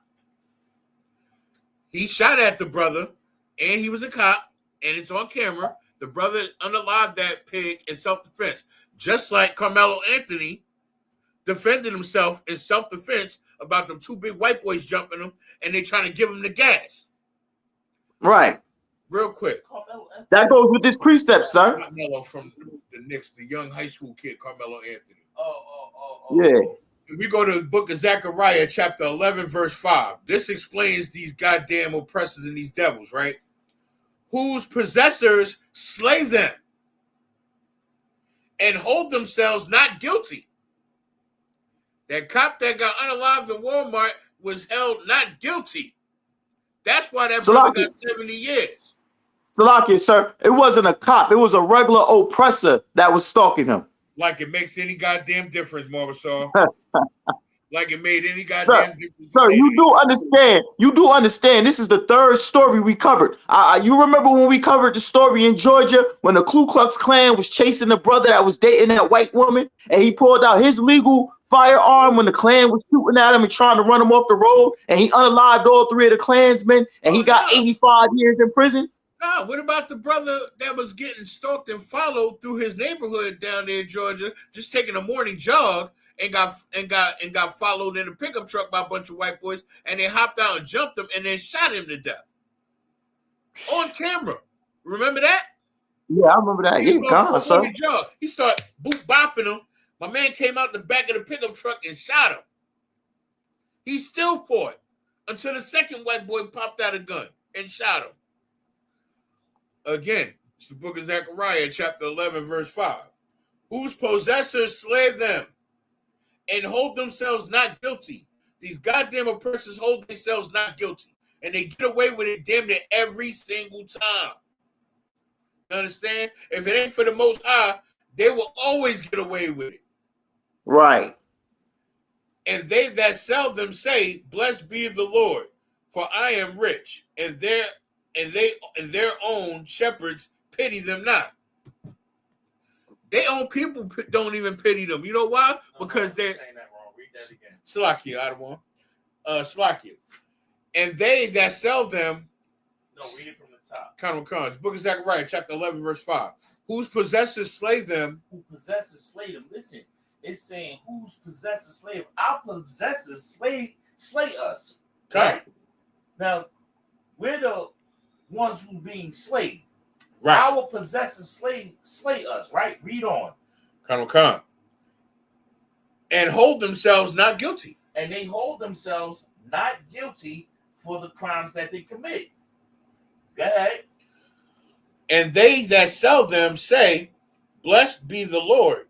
And the ones that slay us, that sell us, right, slay us, they say, blessed be the Lord. They thank God for us being slaves. Right. They thank God for them to be able to do the things that they do to us.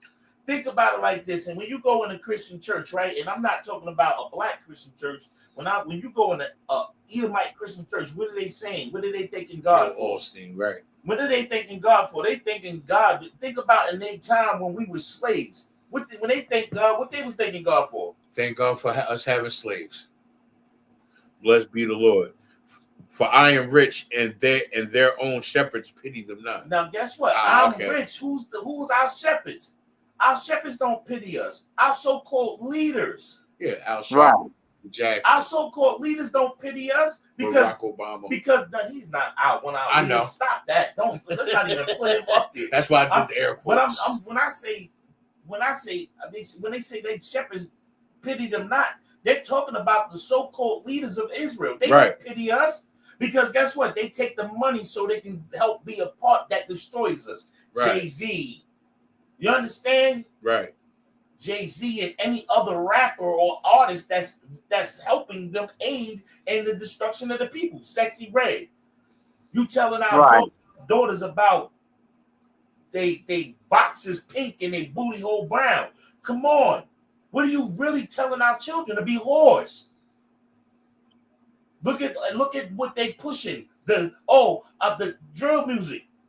Everybody got an op. How you 7 and got an op?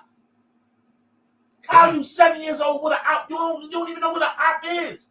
Our blacks, Hispanics, and Native Indians don't even know that your real opposition is the ones that rule over you. Right. They don't understand a real op. They don't comprehend an op. But this is what they teach. They teach each other as ops. And it's against, we got to fight against one another. No, we got to fight against the goddamn oppressor and those goddamn demons that plague us. But they don't teach us that. No. Listen, this is why it says that about our leaders, our shepherds. They don't care. They're not Commanding General YAHANNA. Who cares? They're not General Hyman. Who cares? They're not General. Name a general. Name a captain. Name any officer that take this truth serious. Name any brother that's in this truth, that's fighting for righteousness. That's who cares. Damn right. You understand? These people don't understand the scriptures. That's why when they read it and think they know, I kind of chuckle.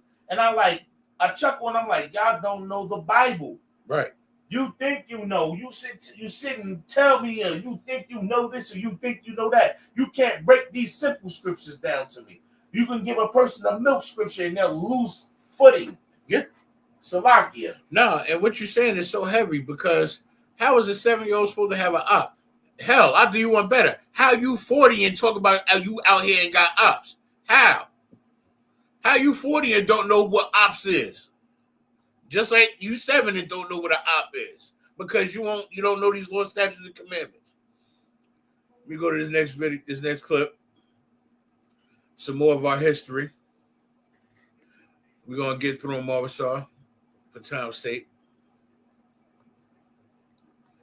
1781. Black men were thrown overboard and drowned so that the slavers could cash in on the insurance of the enslaved. It's known as the Dom method, because they were paid for already when they were sold, and they bought insurance on them. So if they drowned and went back, they would get that enslaved because they was already insured. So they drowned. A lot of them didn't just make it back because they didn't survive the transport. They unalived them. Look at them brother overboard. What? Oh, you got that right there for it. You understand? It's stuff like that. And it's stuff like this. Check this one out. Black neighborhood. And most people have never even heard about it. This is the story of the Move bombing. In 1985, the city of Philadelphia dropped a bomb on a residential neighborhood. Yes, a literal bomb on U.S. soil. Why? Because they were targeting a group called Move, a mostly black, back-to-nature organization that challenged police brutality and environmental racism. They were loud, radical, and unapologetically black. These were the other groups and outside of the Black Panther movement. Tensions with the city escalated. So instead of negotiating, the police showed up with tanks, guns, and helicopters. They dropped a bomb on the Move house from the air, destroying 61 homes, killing 11 people, including 5 children, and leaving over 250 black residents homeless. The fire department let the flames burn, and the city said it was justified. No one was ever held accountable. If this sounds like something out of a war zone, it was. And it happened in Philadelphia in 1985 to black families. All of a sudden, if you didn't learn this in school, in Philly, now you know. The military dropped this a is bomb black in a black history they don't want you to remember. Do you understand what that meant? Shit was just yesterday. That was just yesterday. That long ago. That was not that long ago. That was just yesterday. What now? They dropped a bomb, a physical H-bomb in Philly to wipe out a black radical group. This was after the Black Panther Party, because they raised up the neighborhood and they fought against tyranny and they fought against the oppressor, and the goddamn white man ain't like it. They sent in military. They sent in tanks. They dropped a bomb from the air on our people. You know what that was? That was Rosewood. Right. That was Gainesville, Georgia. You understand? History repeats itself. It's just in modern time. This is a repetitive cycle. We're going to go to the book of Psalms, chapter 78. Start at verse 3. It's the book of Psalms, chapter 78, verse 3. Which we have heard and known, and our fathers have told us. Meaning, we was taught these laws, statutes, and commandments. At some point, our history, our living water got taken from us. We got lost along the way. At some point, we lost our identity and our history.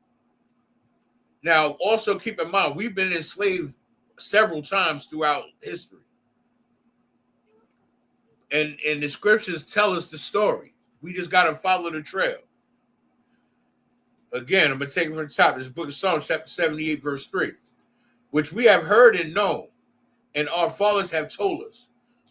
Our fathers told us about this. They gave us the law, statutes, and commandments. They told us, don't go in the way of the heathen. Don't celebrate their customs. You understand?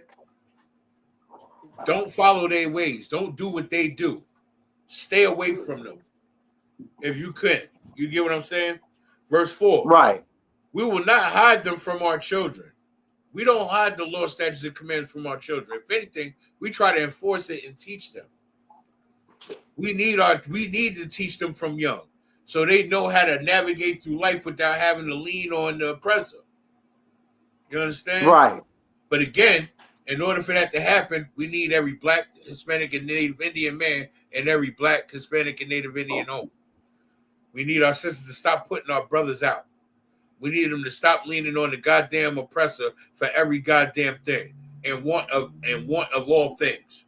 You understand? Right. And it says, showing to the generation to come the praises of the Lord and his strength and his wonderful works that he have done.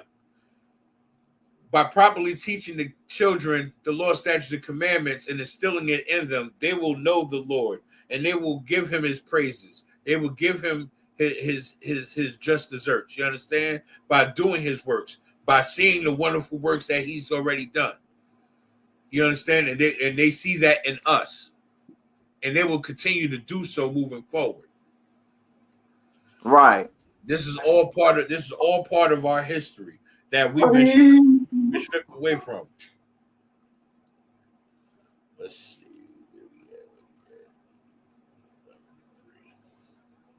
All right, let's go to the next video.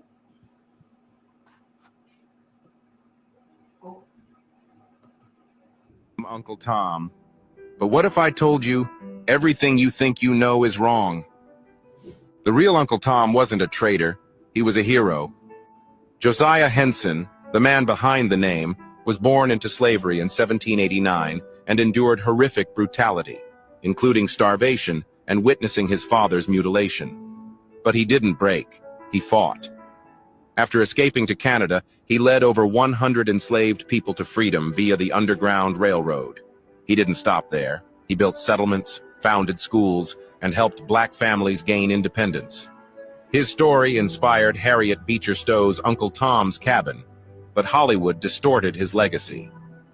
Early stage adaptations in the 1800s and 1900s twisted Uncle Tom from a strong leader into a submissive servant, often portrayed in blackface. By the early 20th century, films reinforced this stereotype, depicting him as a passive, loyal figure who never resisted oppression. During the Civil Rights Movement, activists rejected this false portrayal, turning Uncle Tom into a derogatory term for those seen as too accommodating to white society, ironically contradicting Henson's real-life heroism. Though black representation has improved since the 1990s, the damage remains. In reality, Josiah Henson was a courageous abolitionist who risked everything for freedom and justice. Our lack of education and understanding has misled us about this black brother. But today, we change that. It's time to reclaim the truth. Uncle Tom was never a sellout. He was a fighter. Drop a star in the comments for Mr. Henson, a true black hero. Hey, Mama Star, since we've been young, right? You've always heard about that phrase, Uncle Tom, and this, that, and third, right? Right. How many times you think? How many times you thought maybe we was misled, right? You see how a lot of terms that we know in today's time to be negative, and now we do our homework and our research, we find out that it's untrue and it's the complete reverse of what the white man has taught us in yesterday and today's curriculum. Damn right, sir. Damn right. We always think about it. We always seen the sellout and called him an Uncle Tom, right? Right. Because of what we was told what Uncle Tom was. Uncle Tom ain't that white man that they put on the billboard in red, white, and blue coming to collect your taxes. You know what I'm saying? And he ain't Uncle Sam either. Think about it. Every phrase that the white man has taught us has always been wrong, a lie, and opposite of the truth. Right. The more I dig down this rabbit hole and keep finding this stuff for history class, the more I'm learning. And I hope that everyone else is learning as well. Salakia, sir, if I may. Yeah, sure, go ahead. Yeah, I believe I've heard that the real person that was really the coon was a brother named Sambo. Sambo was supposedly the loyal butt kisser of the oppressor. Uncle Tom was the loyal one. Well, I'm gonna do my homework and research on that, and I'll bring that out the next history class.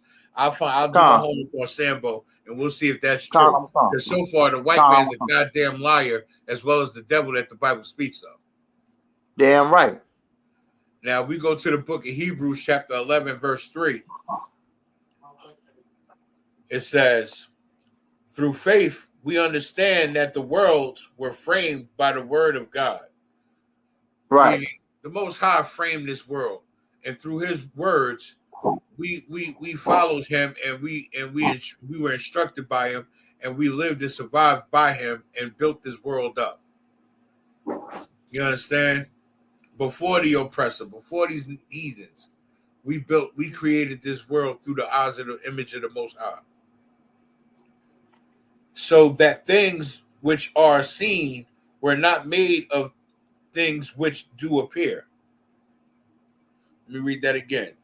So that things which are seen were not made of things which do appear.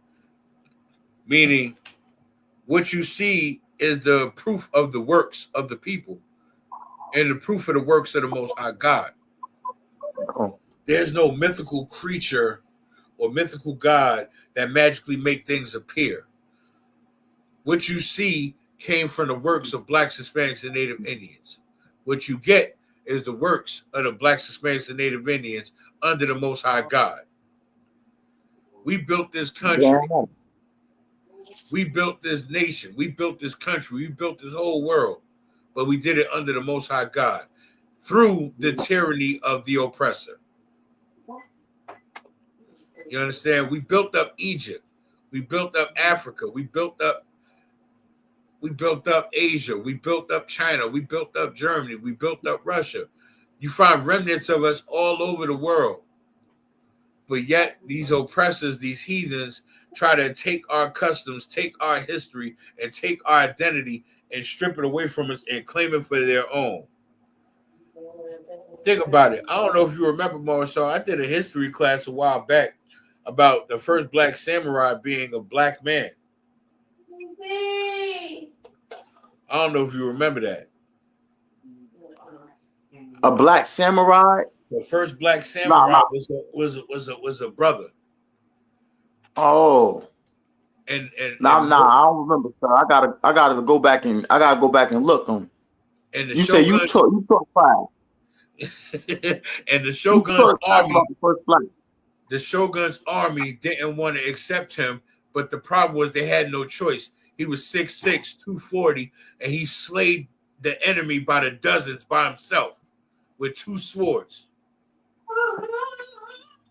Damn. By his damn self.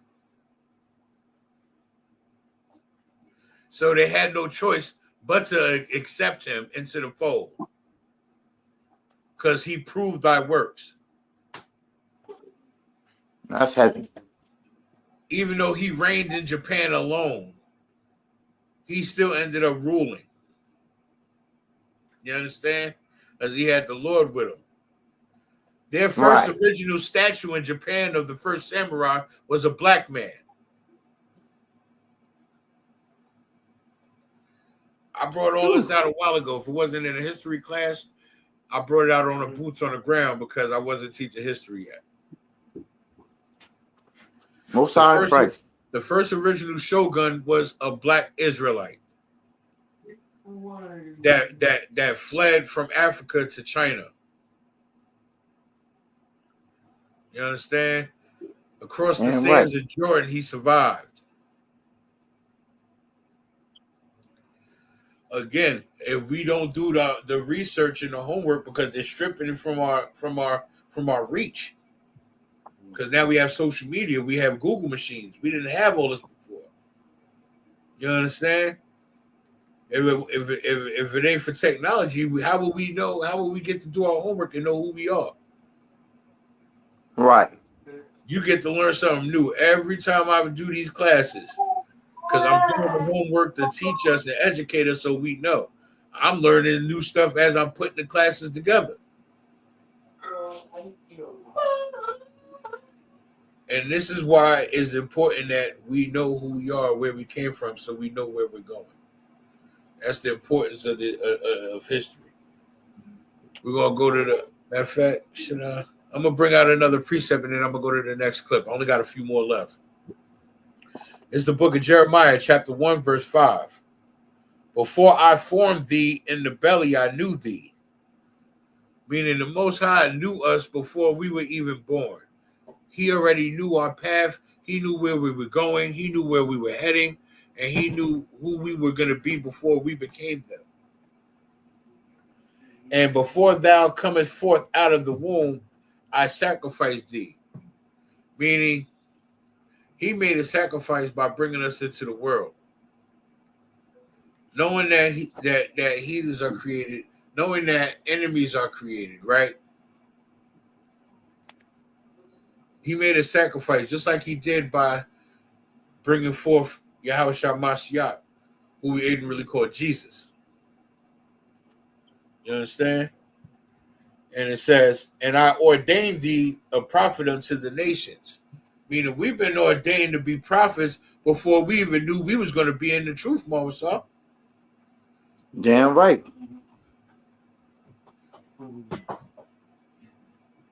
Like how like who would have knew you was going to end up Shalakia, sir? Who would have knew you was going to end up in the truth, even though your father walked past him in 85 and still kept going? Who would have knew? It was not 85, it was 72. Damn, 72? And Yeah. he still kept going? I was supposed to grow up in the truth. But you know what? The Lord put me where he put me here. Because the precept I brought out is Jeremiah chapter 1, verse 5, where it says, before I formed thee in the belly, I knew thee. And before thou comest forth out of the womb, I sacrificed thee. And I ordained thee a prophet unto the nations. Like, how do we know who that's referring to, though? Which specific brother? Yahushua? Read it again. It says, before I formed thee in the belly, I knew thee. Come. Now that would be that could be anybody, right? Because before could have been Jacob as well. Before I formed thee in the belly, I knew you. Christ, the Most High God knew your spirit. He already knew your spirit. But keep reading. This is how you know who we're talking about. And before thou comest forth out of the womb, I sacrificed thee. Now, before you even came out the womb, I sacrificed you. Read on.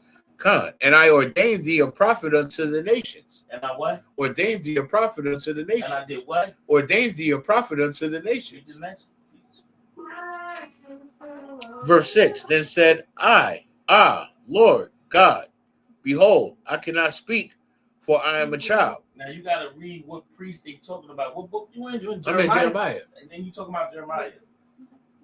You're more than likely talking about Jeremiah. Because and what the Lord is saying to Jeremiah, and he's saying it to any priest in here. Right. If you read that, before we ever was formulated in the womb of our mothers, the Lord knew who we was. Right. And then before we even came out the canal, he sacrificed us. We was already prepared for this. And this is why I asked a question to I believe I asked this question to General Hyman or maybe Captain Tazariak. I'm not sure which one. I'm almost sure that I probably asked them both. Because you know how this go, right? You're right.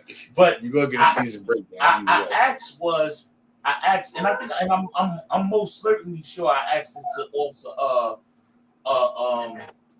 Yarash out of Virginia about the generations. Like, I've always been in this generation. The generation that's right here, right now, I've always been in this generation. You always been in this generation.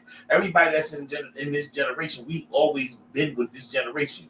Right. And I was asking about that. And I was also asking about, the fact that we do the things we do now. Were we always like this before? And he was explaining how we've been in the truth before. We just fell from doing what we was doing. It's more detailed to it, so I don't want to really go to it until I get the finish breaking, because that's going to be a class I'm going to teach about, being in the truth. Brothers that's in the truth, we've been here. This ain't new, ain't nothing new under the sun. Right. We just now getting our footing back, so to speak. I use that term loosely. Getting our feet wet back into the truth. Oh man, listen.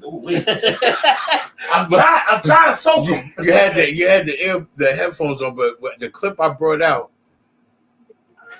a black radical group formed in Philly in 1985 after the Black Panther Party. Already know about it. To the point the military, they brought the military in with tanks and they dropped a bomb in Philly in 85 to wipe us out. Yeah, I know. Just like in Rosewood, just like in Gainesville, Georgia. You don't remember that being a class taught in Philly? If I'm not mistaken, it was either taught by Osa Knock or Osa Yedaya, maybe. Maybe Osa Yedaya. Osa Knock or Osa Yedaya. One of them brothers, maybe Osa Yedaya. It could have been Osa Nicole, maybe. No. I think I'm almost sure it was Osa Yedaya or Osa Knock. Okay. I'm really sure about that. I caught their class. So listen, this is basically going back to learning our history. You don't know these things that a whole bomb got put on. A whole bomb got sent to Philly. We live right here. Philly right there. Right. Philly right there. Listen, this is how much our oppressor hates us. God. When we start formulating, they get nervous. You think they're not afraid that the ISUPK has gathered blacks, Hispanics, and Native Indians righteously? They infiltrated every other group but this one. May the Lord never allow them to infiltrate this group in any sort of way. But they done infiltrated every other group. You think they're not nervous? You think they ain't scared? They starting to watch the skies even more. I just seen a clip yesterday. Exactly. Who they looking for? You think they looking for aliens? If you are a black, Hispanic, or Native Indian man, and you think that they looking for aliens, keep believing the hoopla. They're not. They're looking for Yahweh and them 200 million angels that's about to storm the world and take it over. Press the button, Trump. If you're listening, press it. You want to Salakia, sir? You want to hear the irony? Remember when we used to go to class in North? Remember I used to tell school boy I always wanted to teach a history class? Look at today. Most High in Christ. Yo, Salakia, sir. And you bringing out some excellent history classes too. I'm learning a lot of your history classes. And if I could just sit back and just, you know what I mean? Just glide like, oh, okay. Oh, I didn't know nothing about a 12-year-old black girl was a billionaire. Because she lived on the first black billionaire that was a black man. He the one that structured Wall Street to what it is today. But you think he gonna get the credit? No. These goddamn devils got the credit. He the one that structured the economy the way it is. He reshaped this country financially because he made the biggest power move, and not one white billionaire or wealthiest person in the world was able to do what he did. And they trying to figure out, still to this day, trying to figure out how he did it with no money. Right. He bought something that was worth for over $10 billion. And when he bust that move, well, and that's in today's time, what it would have been worth, like 40 billion, 50 billion. But back then, I don't know what it was, but that was the move he made, and he bought it. Like, he basically bought Wall Street. And he restructured the whole financial economy, the stock market, and how money is moved because of that power move. Nobody's seen it. Nobody's ever heard of something like that being done, and it was done by a black man. And you know what they did? They erased him from the history books, erased him from our records, and took credit for it like they did it. But they cannot duplicate nor emulate anything he's done. I brought that out last week in history class.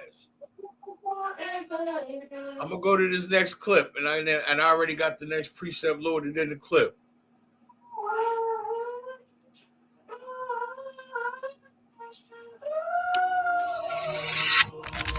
They called him mad, but he built a black shipping empire, wore a crown, and told the world Africa would rise again.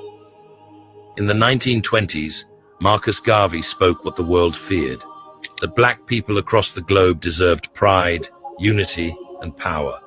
He founded the UNIA, the largest black movement in history, and created the Black Star Line, a fleet meant to carry African people back to their homeland. He wore a crown to remind people of their royal lineage. He taught millions that Africa would rise again. Though the US government sabotaged his dreams, Garvey's words lit fires from Harlem to Ghana. Malcolm X's parents followed him. Haile Selassie's coronation fulfilled his prophecy.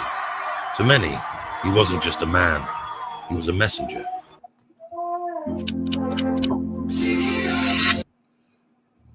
Now, so we don't get it misconstrued, the only thing that's a little ill-informed about that right there is the fact that he's talking about Africa. You gotta remember, this was a time where Pharaoh didn't rule, but they don't, again, you know, they don't want us to know, because out of all these clips, you never heard nothing, never heard the word Israelite come out their mouth, but you know they were talking about us. Right. You get what I'm saying? Marcus Garvey was not an African. Marcus Garvey was an Israelite. Right. You get what I'm saying? If I'm not mistaken, he's from the tribe of either Banyamyan, which is Banyamyan, he's so-called Jamaican, sir. That's what he was. Right. So he's from the tribe of Banyamyan. So there's no way he could have been African. He just dwelled in Africa. But again, when they're going over Black, Hispanic, and Native Indian culture, they always trace it back to Africa and consider us Africans. This is why they got it on applications where they deem us African American. We're not from two continents. We can't be from two continents. We can't be bloodline African but born American. No. We're Black. Period. We're just Black. We're Judites. Put Judite on the application. You know what I mean? Put our tribes on the application and see how that works out for you. But if we go to the book of Ecclesiastes, chapter 1, verse 9, I'll give you a minute, so I know you want to make sure you got these precepts down. It's the book of Ecclesiastes, chapter 1, verse 9. The thing that have been is what which shall be. Meaning, again, there's nothing new under the sun. What is shall be. You understand? Right now, we're in the latter days of our punishment. So what is shall be. We're going to continue being punished until we come under the Lord thy God and keep these laws, statutes, and commandments. And unless we come into the ISUPK under Commanding General YAHANNA, we're going to continue to go through these punishments. And that which is done is that which shall be done. Meaning, whatever the Lord do is whatever will be done. You understand? There's nothing we can control about that. There's nothing we can do about it. It's either you're gonna be on the right side of the coin or you're not. You understand? So it's best you be on the right side of the coin and you do what's best to keep the law, statutes, and commandments of the Lord God. Because what shall be will be, and what shall be done will be done. And there is no new thing under the sun. See what I mean? I just reiterated that. There's nothing new under the sun. History will repeat itself if we don't continue to keep the law, statutes, and commandments of the Lord God. There's nothing new under the sun. So it's best we keep the laws of God rather than the laws of man. You understand? If we go down to Ecclesiastes chapter 7, verse 10, it says, "Say not thou, what is the cause that the former days were better than these?" What makes today better than yesterday? What makes today better than when we were slaves? Because think about it. We were slaves hundreds of years ago, and hundreds of years before that, we were slaves. And probably a couple more hundred years before that, we were slaves again. And then before that, that's when the times was good, because we reigned and we ruled in our own land. You get what I'm saying? And if we warred, we just warred with each other because that's just us as a people. You understand? We niggas, we do that.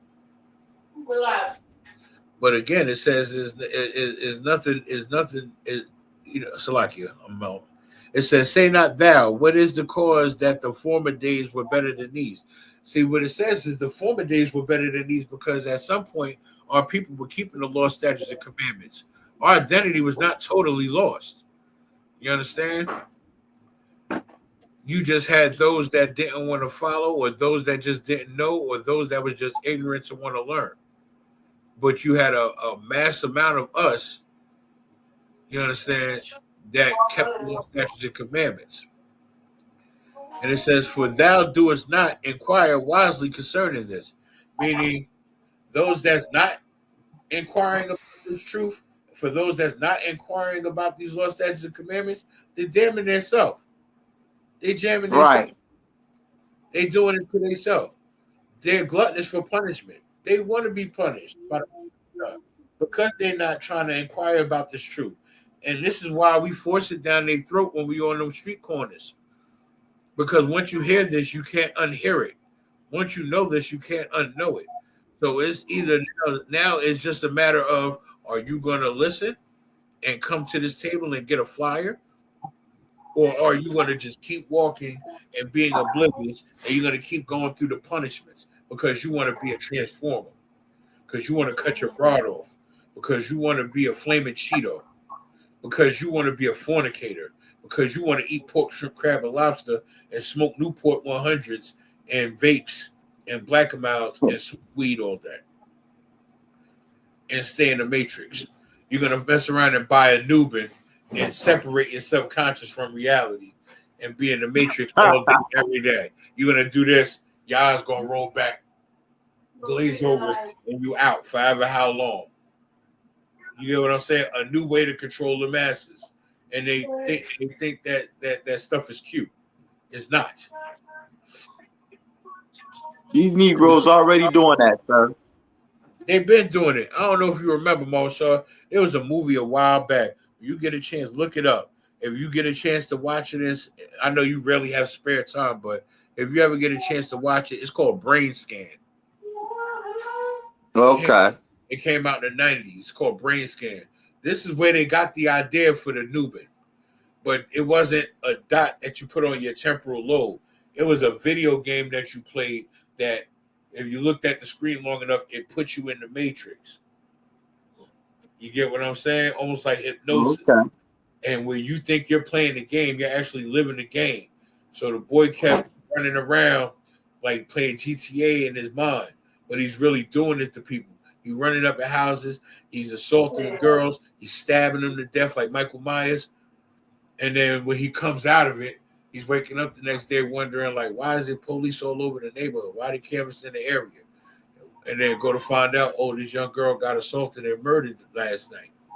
And he's wondering what's happening until later on he finds out that he's the one doing it. Damn. It goes deeper than that, but I don't want to spoil it for you. But that's just the gist of it that I'm going to give you. Like, it's a heavy-ass movie, Marshall. Salakia, so I got a preset real quick. Con, let's have it. Because I got one too, and then we'll go to the next clip. I got two left. All right. It's the book of Deuteronomy, chapter 28, verse 39. Thou shalt plant of vineyards and dress them, but shall neither drink of the wine nor gather the grapes. What that's talking about right there is, you see how we invented all these things. We put in all this work, right? We dressed up. We dressed up all this technology. We invented the light. Now I mean, we invented many inventions, and the oppressor, he's getting the credit for all of it. He's getting paid for all of it. He's getting the glory for all of it. This right here was a curse in Deuteronomy. When the Most High God said that we will plant vineyards, we will create things. That's what planting a vineyard is. And we would dress them. We would take care of it, put in the work for it. But shall neither drink of the wine and the grapes. And what's the wine and the grapes that comes from your invention? That's the money and the fame. For the worms shall eat them up. And the worms shall eat them up. And the worms is the oppressor. Yeah. He ate them all up. That's why we can't touch the vineyard, because every time we create something, they take it from us. They take the idea, take the credit, and we fall to the wayside as always. Think about it, Mama Shaw. Now, when I say this, you're gonna catch what I mean. How much stuff we created in the last 20 years, and we didn't didn't achieve getting the proper patents for it, or we did, and we still don't get the credit. Think about Shark Tank. We created Shark Tank. No, think about Shark Tank. Think about the people that go on Shark Tank, and look at how they'll come up with a creation. They'll ask them, "You got the patent for this? You got the patent for that? You got this, that, and the third?" And they'll either invest or offer to buy them out of their creation. Oh, okay. Now, only in certain situations, if you got a Black, Hispanic, Native Indian person that's just that damn creative, and they got so many ideas on the wake, but they know this one's gonna make millions, they're gonna either allow the shark investor to invest, or they're gonna be like, you know what? Yeah, I'll sell you the whole thing. You know why? I got another idea that's gonna make even more millions. I'll be back. Why not? Why not get a quick little 2-3 million out of them and fall back and let them keep that idea when you can turn around and make more? And right. Now you got 2-3 million to invest in yourself to make it real, come to fruition. And not only that, now you can make it come to life and you won't need them to go around. Right. Sometimes you got to take a step back to take 10 steps forward. You feel me? We're gonna go to the book of John, chapter 1, verse 1. In the beginning was the Word, and the Word was with God, and the Word was God. God. It starts with the Most High. The Most High was the Word, and the Word was Him. And without Him, we didn't have nothing. This is why we have to go back and find out who we are, where we came from, and whose we are. It's very important we know whose God we supposed to serve. We supposed to serve our nigga God. No other. Right. He's a bullshit, head bastard, none of that garbage. Let me go to the next clip.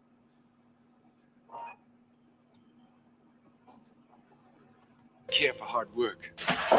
What are you doing that for? Makes a man feel good, don't you, pretty wench? You don't like what Charles doing? I don't like it neither. Why are you looking odd like at me?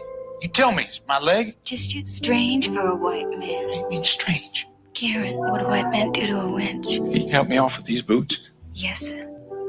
What happened to your leg, master? What Jeff asked, said straight out honest. Raise your head. Put your eyes on me. Niggas don't. A white man in the eyes? If you're told to do it, you can do it.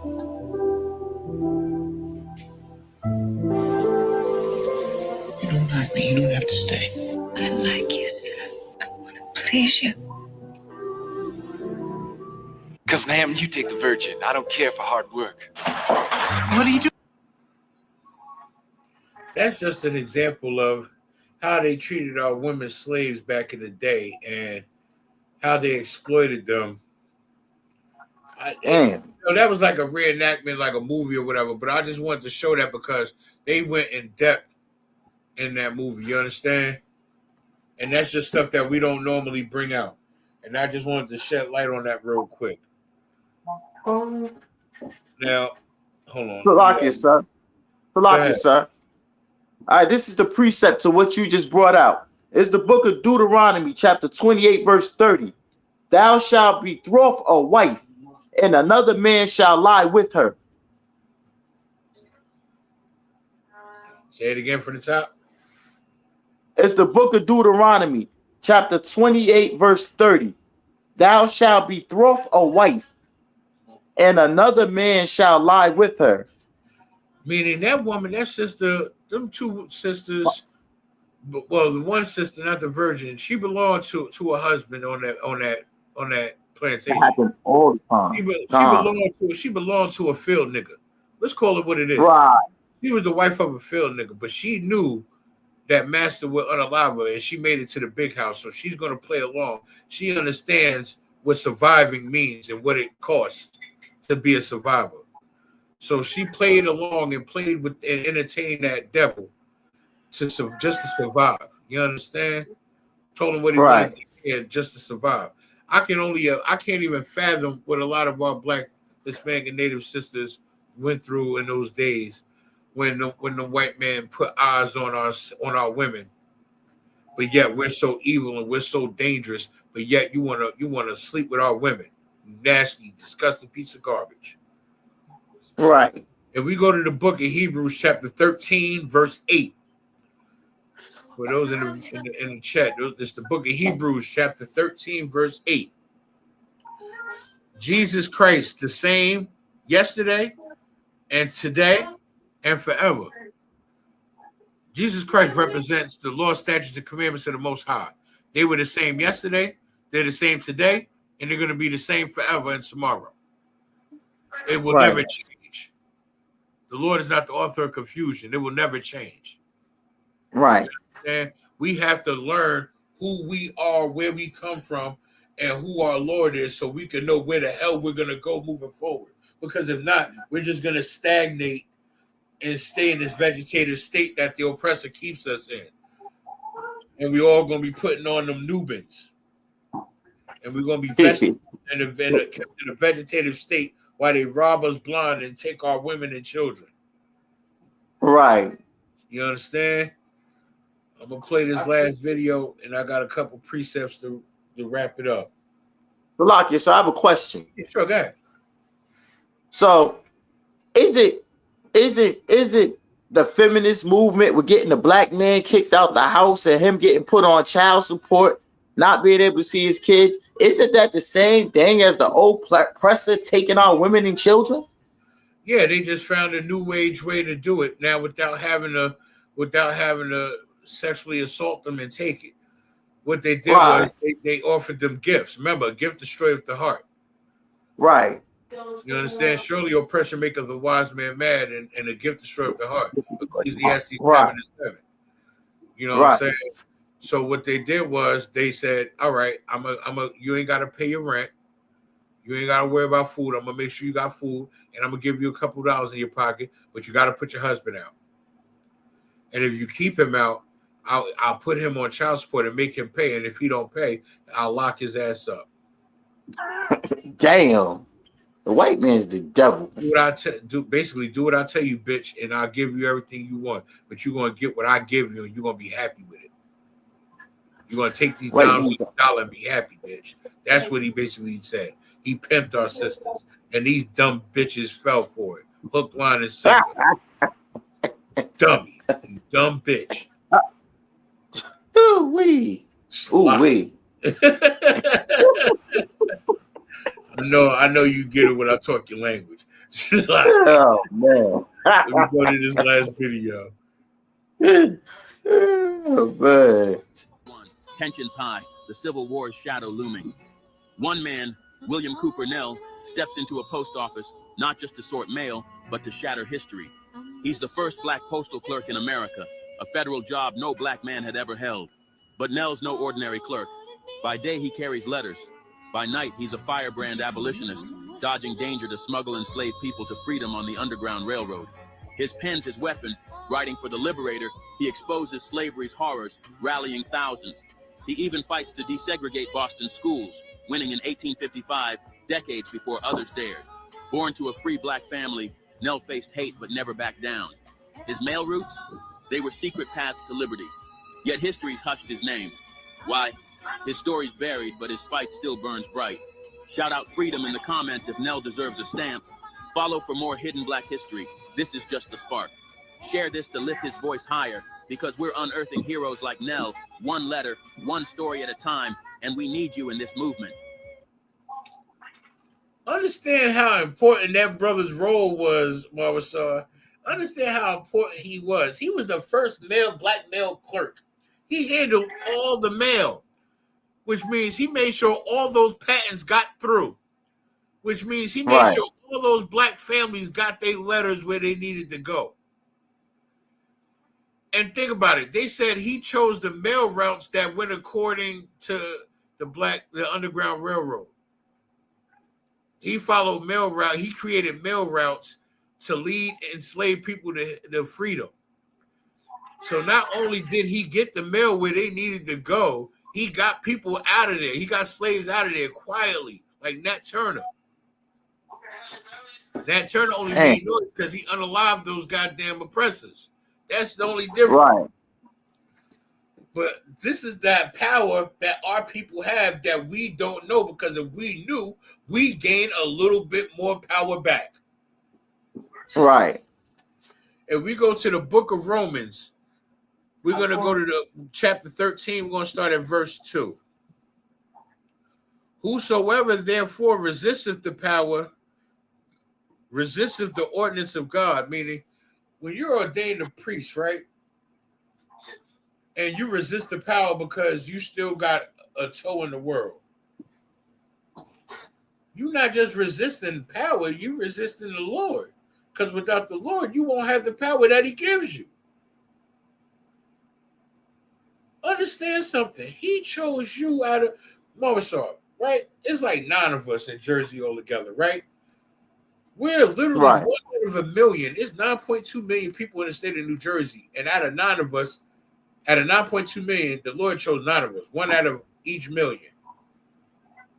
Like I want Right. Mo, I want Goyala, I want Kashakawa, I want a Yash, I want Kawogabol, I want Tazaria, I want the cunt. Like, you get what I'm saying? We were all Right. chosen to be ordained by the Most High God.